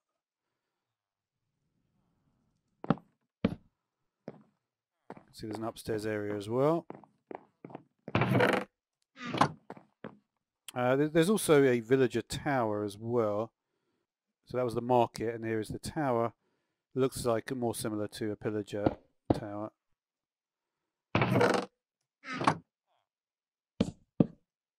Next up, we've got a mod called Launchers, and you can stack up to 4 of these on top of each other, but you want to have the more powerful one on the top. So the power level goes Launcher is the weakest, then Powered Launcher, then Extreme. So as long as you then got a pulse, you'll then be launched into the air. So if we do that on survival, you can see, as long as we're standing in about the middle of the block, then it should be completely fine, and we'll be able to land directly on the launcher again. At the extreme launcher now. Okay, so finally we will just take a look at the situation of 4 extreme launchers. So this should be the most powerful. So you can see, pretty powerful. Okay, so we now have a mod called Arms of Fire. So we can take a look first of all. Pretty straightforward mod this. It's just you can see the ammo. The ammo is always a fire charge except for the grenade launch, which is TNT. It looks like in creative mode I don't need to use ammo, so we'll just forget about that for now. So here's a pistol. So I was shooting that as fast as I could. Now we have an Uzi, so we'll go short range for this. We have a Tommy gun. So this is a bigger clip and slightly slower. So let's try it here.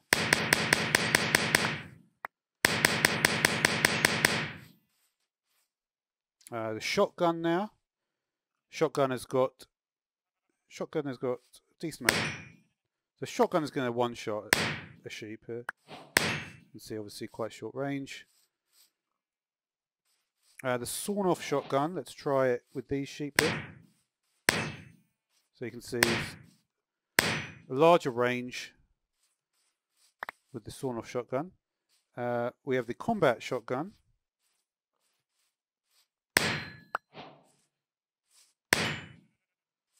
So again,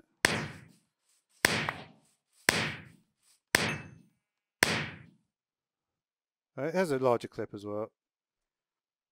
Now let's move on to some of the longer range weapons. So we have a rifle. Okay, so we sneak with the rifle. You can see we're going to get a zoom in. The sniper now. So the sniper is going to give more of a zoom in, obviously. Now the grenade launcher. So this obviously had TNT. So the final one is here is the rocket launcher. So we'll just take a look at that.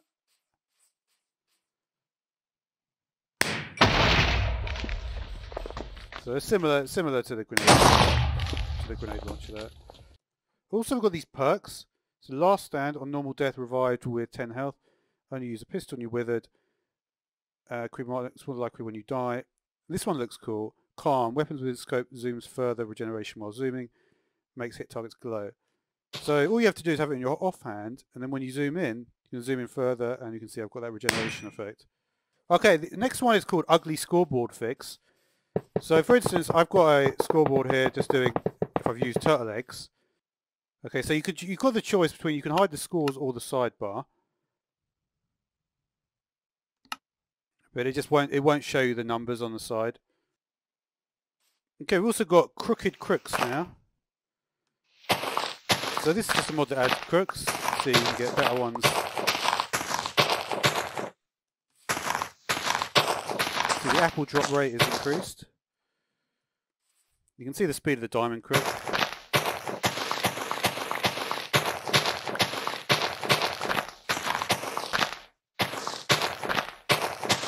Significantly more apples there, right? To get 2 apples like that, I suppose could have happened, but it wouldn't normally. And obviously sticks is something which came in 1.14, I think. I want to talk about this mod now, Tiny Tweaks. So there's lots of stuff in here which you can change. You notice I've been going through the trees. That's because I've had passable leaves. So you can have animals eat off the ground, wild wolves breed. You can do higher damage soul fire. So this is something which is useful for servers, right? So this will also work on grass. So you can see that the other thing the crooks do is they're actually going to lift up the animals. So what we can also do here is you can see if I wanted to get this cow to follow, I could use the crook.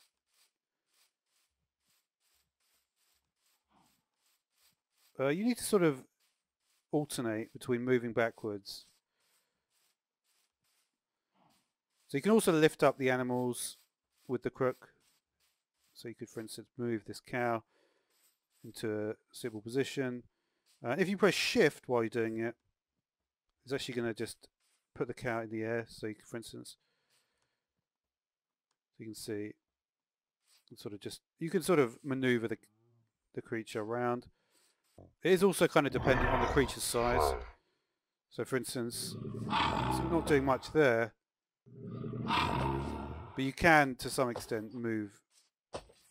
Obviously, if I was in survival, the Ravage would be hostile at the moment. Let's try the netherite one actually. We could just talk a little bit more about the Tiny Tweaks mod. Farm villages deposit excess items into nearby chest. Boats can pass through. A lot of this is just passing through stuff.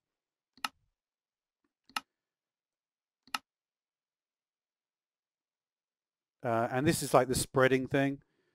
So you'll notice, you may have noticed during the course of this video that if grass was spreading to other blocks, So you can certainly make like a spread sort of mechanic happen with this. You can change the burn time for flint and steel. So yeah, lots of cool stuff that you can do, especially this bubble columns thing is cool. This is also quite a cool one, that if you right click a cauldron with the heart of the sea, it will make it infinite. But yeah, lots of cool mods, and there'll be lots more to come.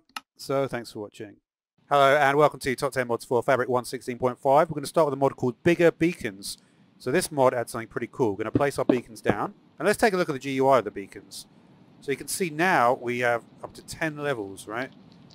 So what we could potentially do is we could say choose speed, yes. We get speed 3, resistance, haste.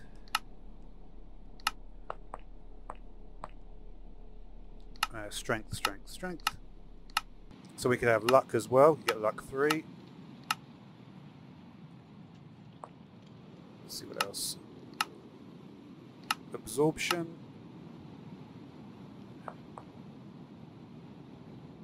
Do saturation 3.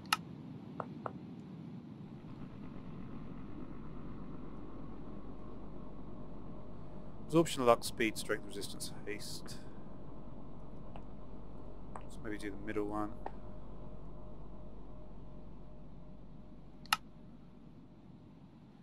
Fire resistance seems to only have one level. When you click on it, it doesn't actually change anything here. And then finally, the 10th one would be the jump boost 3 as well. For example, we have here a Fortune 3 Efficiency 5 pickaxe. Let's do a bunch of ancient debris. And let's take a look.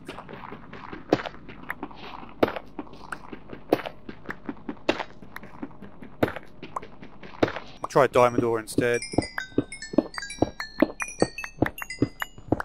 Super quick way to get resources. There's also this mod called Enchanted Tooltips. So if we take a look at the sword, for example, that's where it says press shift for enchant info. That's Enchanted Tooltips, and it will tell you the max level that you can put on, what you can apply it to, and what mod it's from. And we can see the same for books. Max level applies to, and then for instance here's one from Better End, and you can see how that works. Okay, so what I want to do now is look at a mod that we've got called Flowstone. So what this mod does is it will turn any stone block generated from lava into an ore. And the ore that it will be an ore that would naturally spawn. So let's see if we can do this.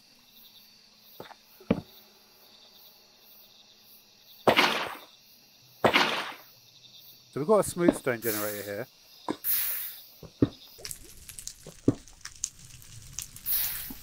So you can see that once you put a bunch more magma blocks out, the rate is going to go up a lot. But even with this many, you really need to put a lot underneath as well. Next up, we've got a mod called Map Atlases. So say we take on empty map, and we're going to right click and we're going to get a map. So here's the location that we're currently in. What we can do then is we can actually turn this into an atlas. So we go into our inventory, put our map, and we're going to put it together with a book and also honey. And that's going to get you the atlas. And it'll say maps 1, empty maps 0. So we'll take that. Let's take a look at it. You'll notice first of all that a map has appeared on the top right hand side of the screen. If we press the M key, we'll then be able to view the map. And we can also use the scroll wheel, and that will let us scroll in between different magnifications. So we can also add additional maps. So the way to do that is we can add some empty maps, for instance. And what the empty maps will do is they'll actually be able to, so you can put as many as you want in here. We take that out, only one at a time, but say empty maps 2. So what essentially this means is that when we go into an area that is a new map, so we'll go into a new area outside of the range of the map, and you'll hear the map sound, and that means that a map has been written to. Press the M key, you can see that this south map has now been written to. If we wanted to remove it though, what we could do is we could put the map here and we could use shears, and it would cost us some durability. It would return the map. If we take this map and we change the scale of it,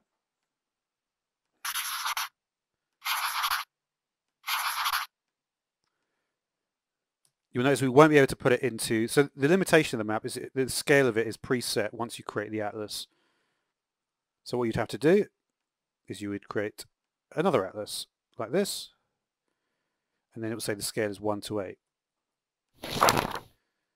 So you can only add maps which are exactly the same size as the original map. And finally, if you wanted to add a banner, it's very, very simple. You can just click with the atlas and you'll see that that banner has been added. Okay, so a couple of small mods to look at here. So Endermen obviously are normally 3 blocks tall, but here we have small Endermen, and they're only 2 blocks tall. So exactly the same, but they're just 2 blocks instead of 3.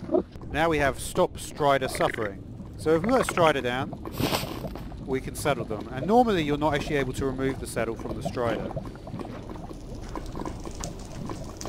But now, with Stop Strider Suffering, you can simply shift right click and the saddle will be removed. Also got this mod called More Respawn Anchors. So, for instance, we could make the netherite one, and this will give you double the amount of charges. So we can place that down, put the dispenser in, fill it with the glowstone blocks. That's going to have 12 charges in total. There's also the end respawn anchors. I don't think they'll probably work in the nether. We can take a look though. They actually require ender pearls. Oh no, they're fine. And let's look at the netherite one.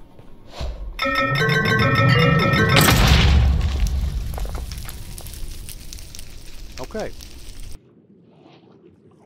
Okay, now we've got something pretty cool. And this is a mod called Starry Skies. So what you have to do is you have to make a portal in the overworld to get to the Starry Skies overworld.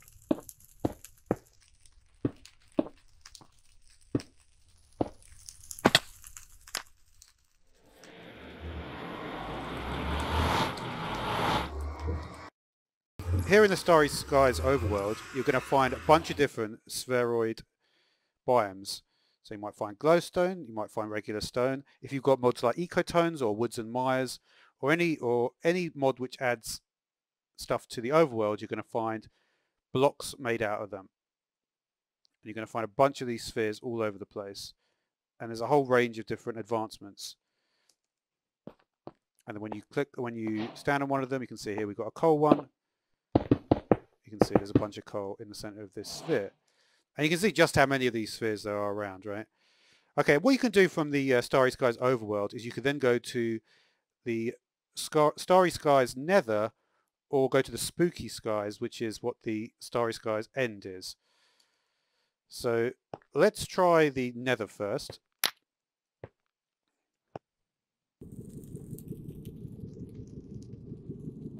So you can see, for instance, here we have a better Nether section. So there's a jellyfish mushroom, and you're going to get all the correct mod spawns here. So let's take a look at this one. Might be a Soul Forge Valley. There's a Soul Soil. And it seems every single one has got an achievement there. So we're looking at.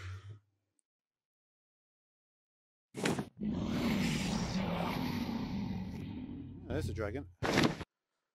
Okay, the next mod to look at is a mod called RPGs with a Z at the end. So, spawn a zombie.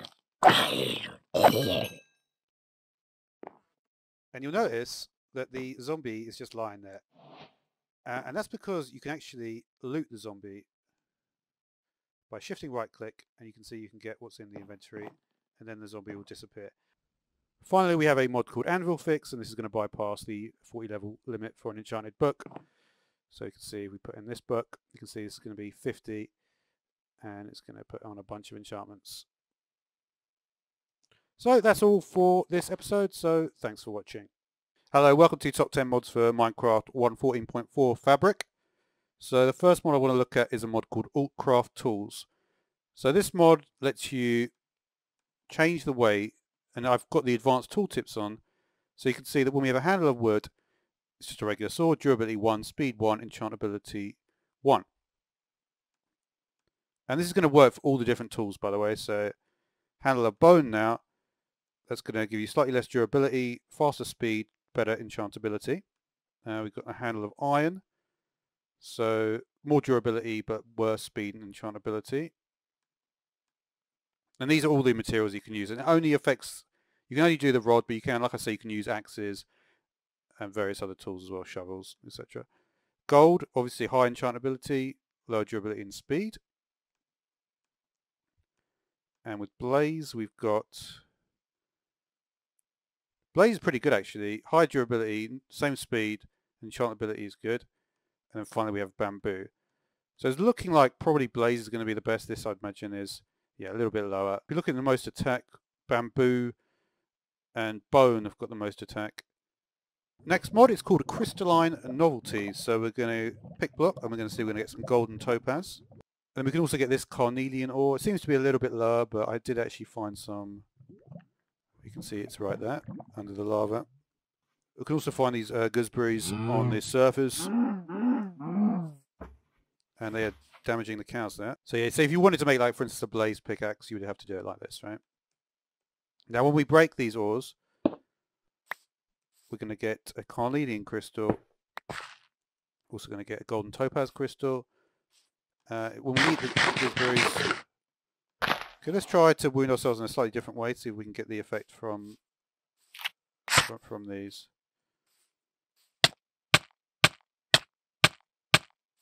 So obviously,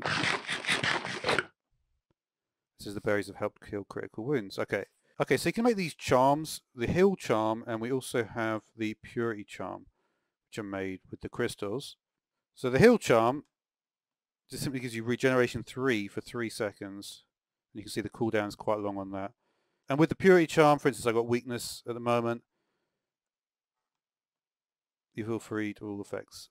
So this is very useful for going in an ocean monument. Okay, we also have the pillars here. So this is gives you regeneration 2.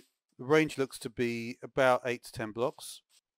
Okay, so the other pillar, yeah, it will immediately clear all effects. So the crystal dagger is made with both the different types of crystal. And when we try and attack a mob, nothing happens. But if we right click on it, you get resistance and strength 2. And then you can actually use it.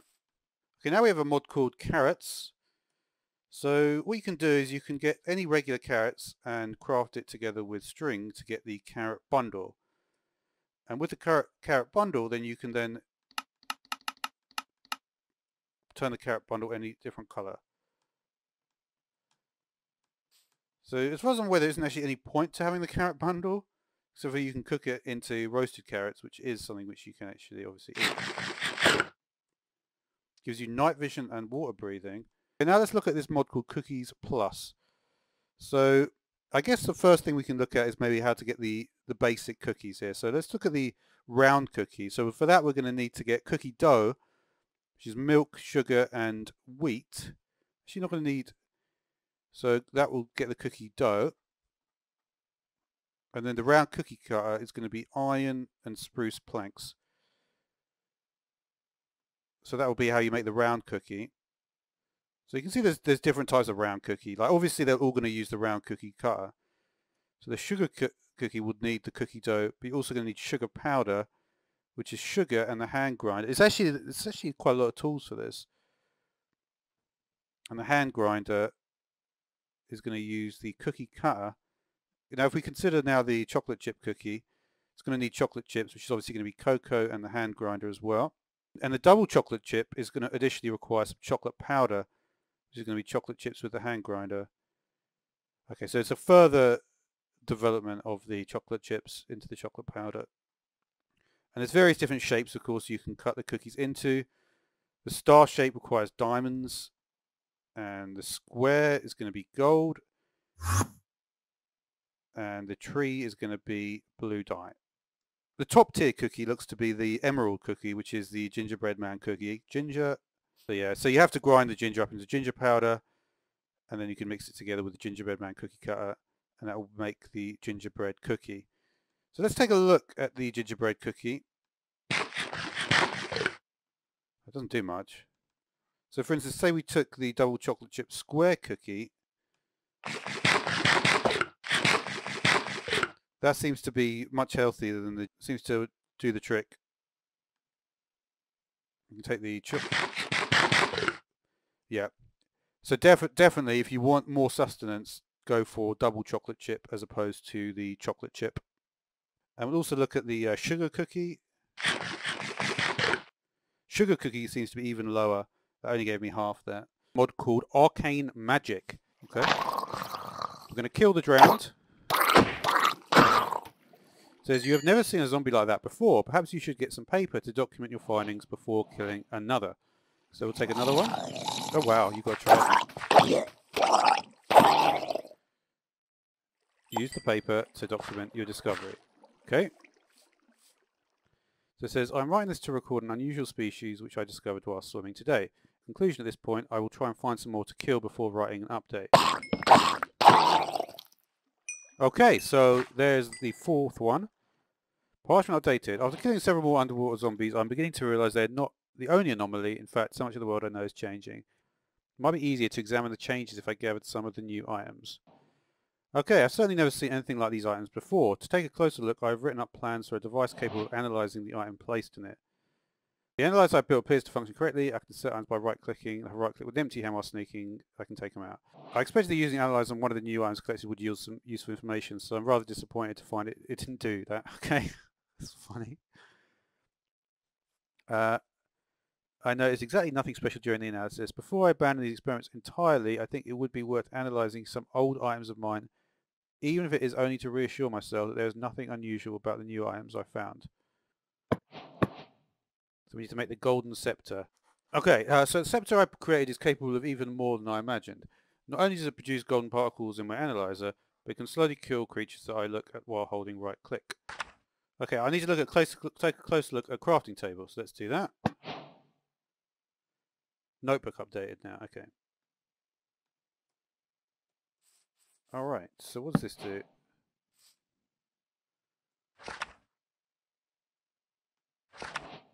Materials can be placed on the table by right-clicking a slot while holding any item or block. If the ingredients are arranged in a suitable pattern, right-clicking the block with the scepter will initiate the crafting as long as the scepter holds enough soul to bind the rest of the items together. Different recipes might require different amounts of soul to craft, but attempting to craft with insufficient soul does not appear to damage the items. Okay, so we'll do it like that instead. Okay. Gold-infused crystal. Creating a gold-infused crystal helped me realise the potentials of transfiguration. Almost every other metal and gem should be able to form crystals in the same way that gold was able to if they are mixed with specific other ingredients and the right amount of soul. Okay, so this shows you. After discovering the existence of redstone crystals, I began to think of different ways I could use their power for my own benefit. An examination of the blast furnace helped me realise a perfect application: smelting. Alright, so 4 of these, and then we put this in the middle, blast furnace at the bottom, and then at the top we got this one brick.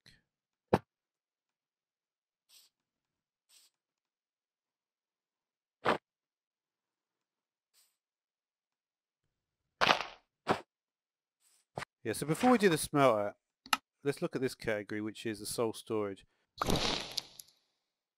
Okay, let's see what it says about this. Pendant has proven to be a very useful way of storing soul. Whenever I drain enemies with a scepter, additional soul is added to the pendant if it's present in my inventory. I can store much more soul than I previously thought possible, although I'm still limited by the primitive scepter I'm using. It looks like it's working better now. And then maybe the scepter on it. Okay. Okay, we'll put the pure crystal there, maybe quartz here. Okay, so now, there we go.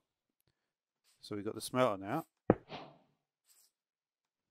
So we'll take a look at our, oh, you can see it uses up some of the soul.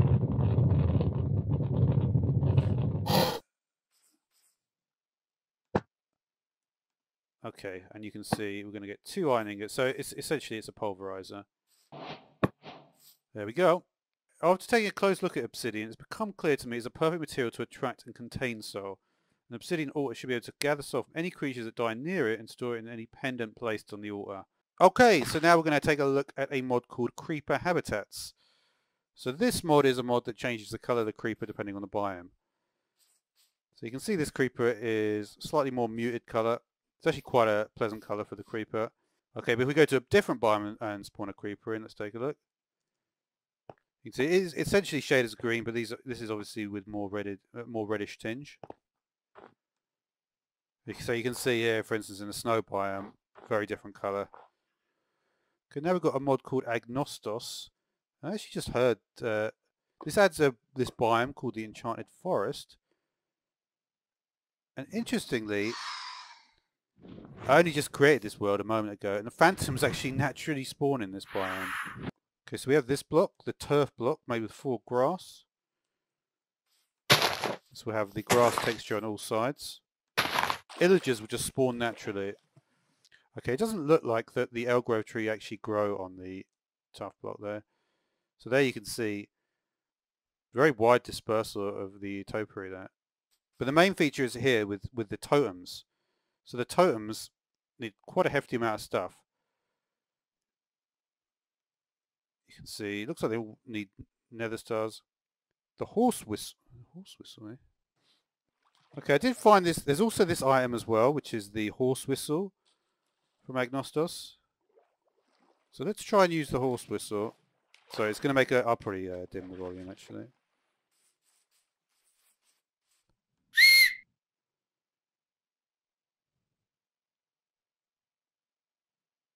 Come in, horse. Does look like it's directly responding. So you can see that's pretty handy actually. You can actually...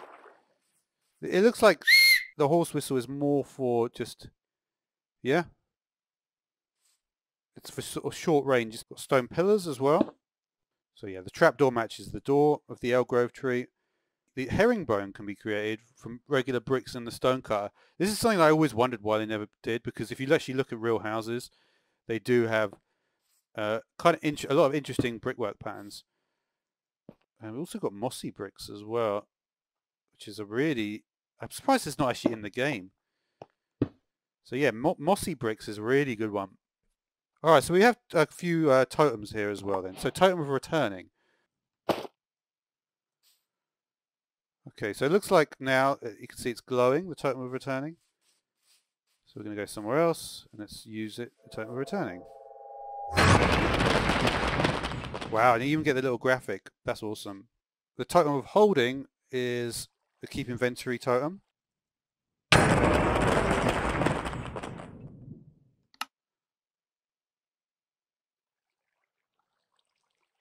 That was cool. I think I lost all my other totems though. I think what happened was the totem of shielding also triggered that. So probably best not to have both of those. Okay, so the totem of shielding is cool as well. So you can see I'm taking various amounts of damage here.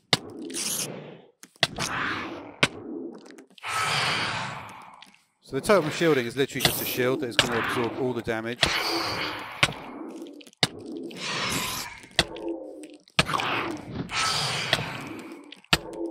It's got quite good durability as well. So you may have noticed that in the top left there I've got the avatar there. That's the mod called Console Experience. So the other things that are added is that we can see the potion effects there, the enchantment effects, and the contents of shulker boxes. The next mod is Beacon Flight. So if you have there are a couple of conditions you need your beacon to have in order to be able to fly around the beacon. That is, you need to have full power beacon, so 4 levels, 9x9 at the bottom, and you also need to have an elytra in your inventory, so the sky's the limit advancement. If both those conditions are true though, you can now fly in creative mode. Okay, so the final mod I want to look at is a mod called Demesne. So what you need to do first of all is you need to make this, which is called the Dowsing Orb. You can just make that with bones. And this is actually a compass. You can see it moving around. It says you're not in you can right click, and at this point it says you're in a Demesne of power level 10. Okay, so what you need to do is you need to move around. So this is an area which is called a Demesne, so an area that is providing a special effect, like a starfield in Astral Sorcery, for instance. Now when you move around this area, you're going to see there's a certain spot where the blue ball in the center is going to grow larger. So you can see at this exact point here, the blue ball has become larger. So this means you're directly in the center of a Demesne. So you can see that when we're over any of these 4 blocks, we're directly in the center of the demesne. So what you need to do is then you need to put 4 stone bricks down and then click it with the dowsing orb. And then what you can do is then you can then attune. So the way to do that is you combine flint and bone, and that will get you a bone needle. Right click, and that will give you, and this will let you to align it to your altar. And you'll notice the altar slightly changed color, and you also get a flame. What I'm going to do though is I'm going to immediately upgrade to the higher tier, which is using the temple marble. And you'll also notice we've got the regeneration effect. I'm just going to go directly into the higher tier altar, which uses the temple marble. Also need these gold bars, but it's the same process otherwise. Bone needle, and you'll see slight change. Lights up. Okay, so we can make this the effigy of the wolf. Just use some temple marble and some lapis, and as long as we put the items in the correct order, if you're ever trying this, so we'll put the effigy in first, then it's the bone, and then finally it's the lead. This is going to summon a spirit wolf. And you can see it's going to summon it directly. So if this spirit wolf dies at any point by a hostile mob, it will respawn there at the altar. Now if you wanted to change the respawn point, what you could do, or the initial spawn point, you could create a spirit beacon. So that requires a diamond,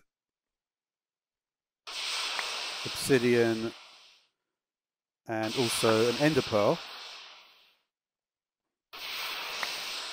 Now we'll create the spirit beacon. So we're going to put the spirit beacon over there. So what's going to happen now is that when I summon the spirit wolf, before it was just spawning directly next to the altar, like in this spot over here. But now what's going to happen is it's going to actually spawn. As long as the beacon is within the demesne, it's going to spawn by the beacon. Okay, we can also make this, which is the effigy of the gnome. Similar to the effigy of the wolf, it needs to be placed into our altar. And we need to go for a gold hoe, a carrot, and a potato. And similarly, you can see that the gnome is going to spawn by the spirit beacon. So let's look at the gnome's behavior now.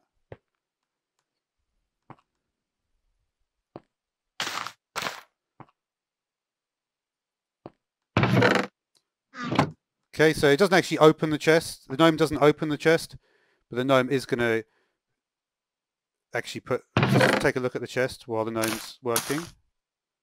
So you can see the gnome is putting the contents in the chest without the chest opening sounds. Okay, so there are a bunch of other things that I've been looking at, and a lot of them either don't work or crash the game. But I'll just briefly go through. We've got like a lava tank. We've got a potion system which uses something called orchid nectar to create really strong potions. It's all about the area effect, like the aura in this area. You can expand the range from 8 to 16 to 24 to 32. There's the weirding reagent. There's all this like reagent system which will change crops into different kinds of crops. Like some of it does work, some of it not so much. We've got a forge, we've got a grinding hopper. So it's going to create dust, going to create ingots. I think some of it's probably because like there's rendering stuff to be done. There's also this, which is put totems on top of the altar. This one may actually work, but it wasn't clear exactly how to place the totem blocks, which is just made out of temple marble. And that will give you, and that will damage mobs in an area of effect, obviously to do with your demesne zone. If you are interested in the book, though, I'll briefly just scroll through the pages so you can read them by pausing the video here. But until next time, thanks for watching. Hello, welcome to Top 10 Mods for Fabric 1.16.2. So the first mod I'm going to look at is this mod called HUD mod. You can probably see on the bottom left hand side there, you can see that's part of the HUD mod, but if you look at the actual config menu, you can see you've got a bunch of different ones that you can actually mess with.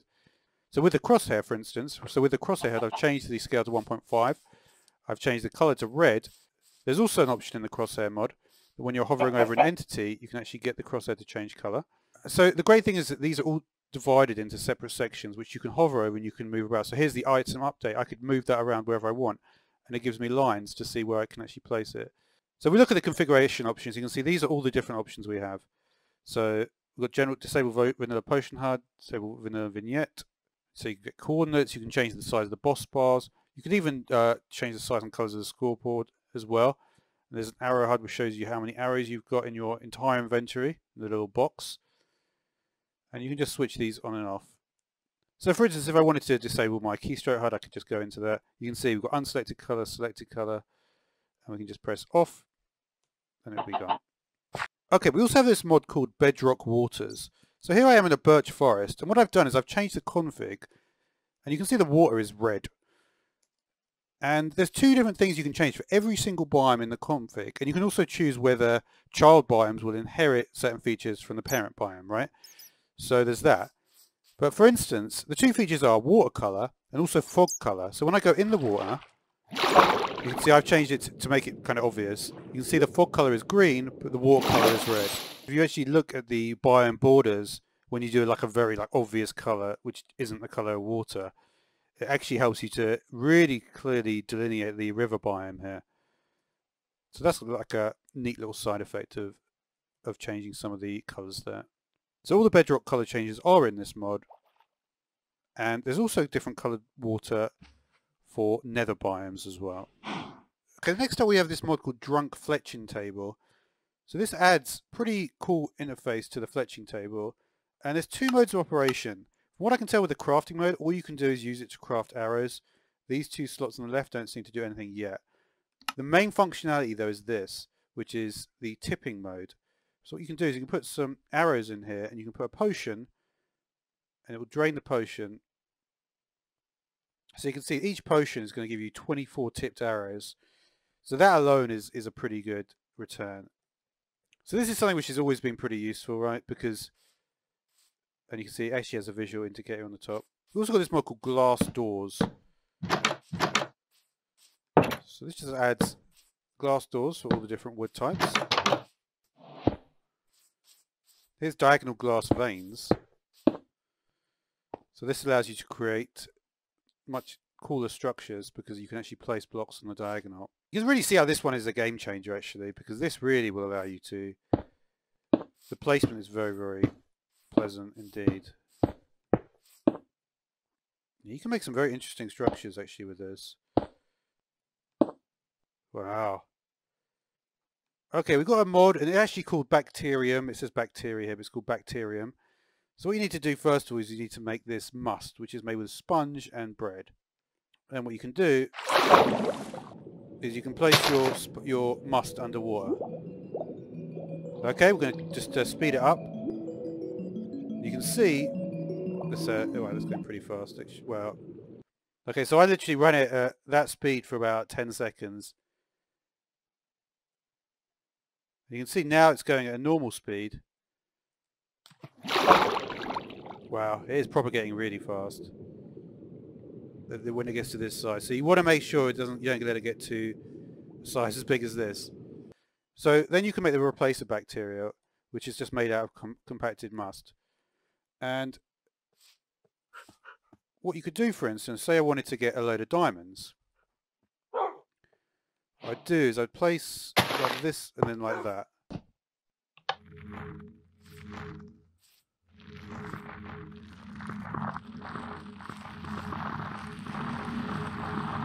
Oh wow.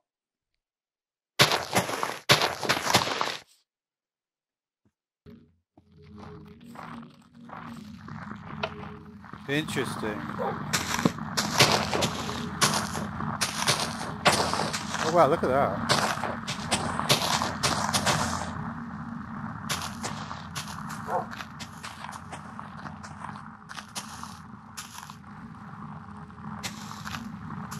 That is awesome. This is obviously increased tick speed. You can also make this thing the jammer. So if this gets too fast, which it probably is at this point, that will just destroy it. That was the destroyer bacteria. Okay, so we have a melon here. We use shears. We're going to create a carved melon. And you can put the carved melon on your head. That'll give you that effect. You can also make the melon O-lantern. It's going to be a light source. And you notice that when you place redstone on all the different faces, it's not going to do anything. But the front of this will actually output a redstone signal. Alright, next one is kind of a simple one. It's just called chain suspension. So normally you can't do this. Or this. You can see the dragon egg falls, right? But this way you can actually suspend these things from a chain, and it will work for any gravity block. So you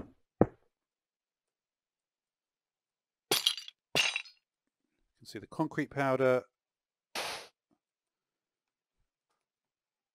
sand. So any gravity block can be suspended from a chain. Okay, we've got this mod called durability banks. So you can make a charger like so. Then we can put the durability bank in here, and then we can charge it up with lapis. You can see as you put the lapis in, it's going to drain. It's going to fill up to a maximum of 500 charges in the durability bank. So we'll put the durability bank in my offhand. And you'll notice this wooden sword is just a basic wooden sword. It's not taking any damage. And that's because all the damage is being taken by the durability bank. Alright, there's also this mod called Craftable Utility. So you can make an item here called the Obsidian Muncher. It does mine obsidian instantly. Death Teleport Scroll. You can see that will teleport you to the last place you died. And yeah, the Spawn Teleport Scroll. That's pretty smooth, that. So yeah, that's 10 cool mods for Fabric 1.16.2. Thanks for watching. Hello, welcome to Top 10 Mods in Fabric 1.16.3. This is actually a spawn where you're going to spawn in an abandoned village. It's only a 2% chance of any village being abandoned, and to actually get the spawn directly in the village, even lower chance. So pretty good seed, that. So the first mod I want to look at is called bookshelving, and you can see we're going to get all the different types of bookshelf, and they're going to work just fine. However, if you do have villagers in your village, you can use this mod, which is called speed trading. It adds this button here. Select our trade, it will put it in. And pretty quick to level up your villagers. Now we've got a mod called Dead Totems. So we'll use our Totem of Undying.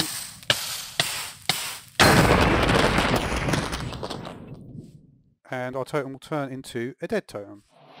I also have a mod called Visp installed, and this mod is going to, when you pick up a new item stack, you can see it's going to give you a highlight, and it will give you a rarity level. So this is quite a rare sword. So when we pick up the new item stack, that's got a rarer colour, the blue instead of the green. Okay, so if we have 15 levels, we can use our dead totem with a block of gold. Get ourselves a new Totem of Undying. Okay, now I'd like to look at a mod called Fire's Survival Tweaks. So here we have a cave spider spawner. And there's a couple of things we can do with this. First is if we've got a Silk Touch pickaxe, we can mine it. And that's going to give us the cave spider spawner. And we can place that back down. In creative mode, we can also pick block it. Alright, so here we can see we've got some slime and honey blocks. Let's see what happens when we place a slime nearby. You can see that slime immediately absorbed it. So just to show you that again, I might try from slightly further away. So it's going to immediately absorb it and grow to full size. Let's try putting down some magma blocks now. You can see the slime immediately turned into a magma slime. So essentially you could grow it, you could grow a tiny little slime into a big slime and then just put down one magma block and turn it into a magma block. Take a look what happens when this magma cube is going to hit the water. You can see it then turns back into a slime block. Similarly, if we had a small magma cube, we can grow it like that with the magma blocks, and then we can turn it into slime by pushing it into the water. You could also use blaze powder to grow nether wart. Another interesting feature When a lot of stone is destroyed at once, you can see we get cave-ins. So some of the stone blocks will essentially turn into gravel. So now we have a mod called Diggers Maximus. Because of the cave-in feature, probably not a great idea to actually use something like this, so I'll just stick to creative mode. But yeah, essentially Diggers Maximus is just a ore excavation mod. Okay, now we have a mod called Ignis Fatuus. So what you can do is it actually lets you draw on a pumpkin.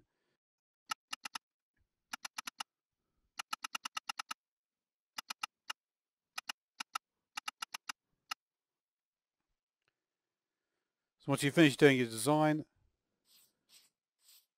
it actually puts it in the pumpkin. It's pretty awesome, that, actually. And you can change it, update it. And there you go. Actually looks like it responds to light as well. You can also change a carved pumpkin into one of those. So it doesn't have to be, it doesn't matter which pumpkin you change it into. So it's time for a couple of storage mods now. We've got Inmus. So this is the baby backpack.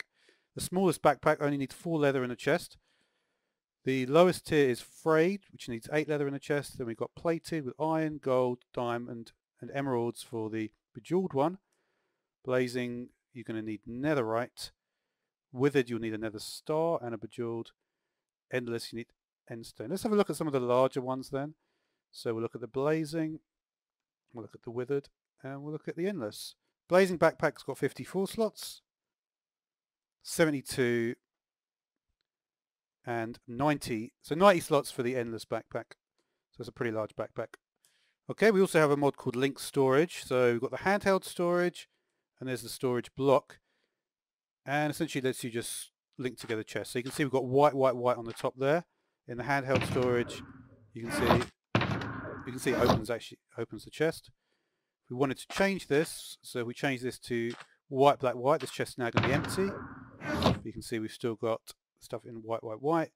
And if we wanted then to link the chests, you can see when I shift right clicked, these are both now empty.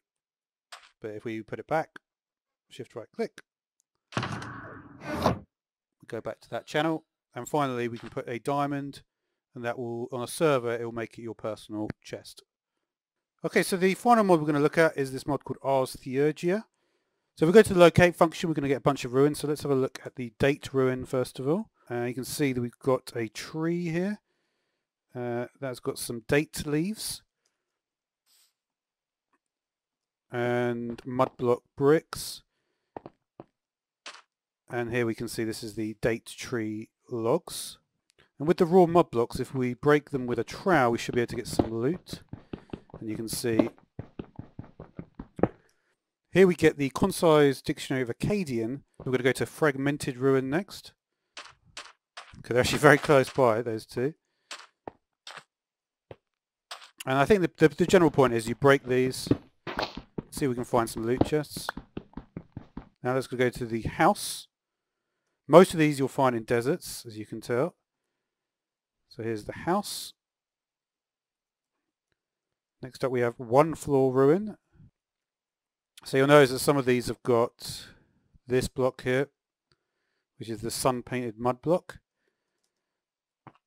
And we also have this item here, which is the ancient table. These are used for the rituals. And in the houses, if we break these blocks, there is a chest underneath.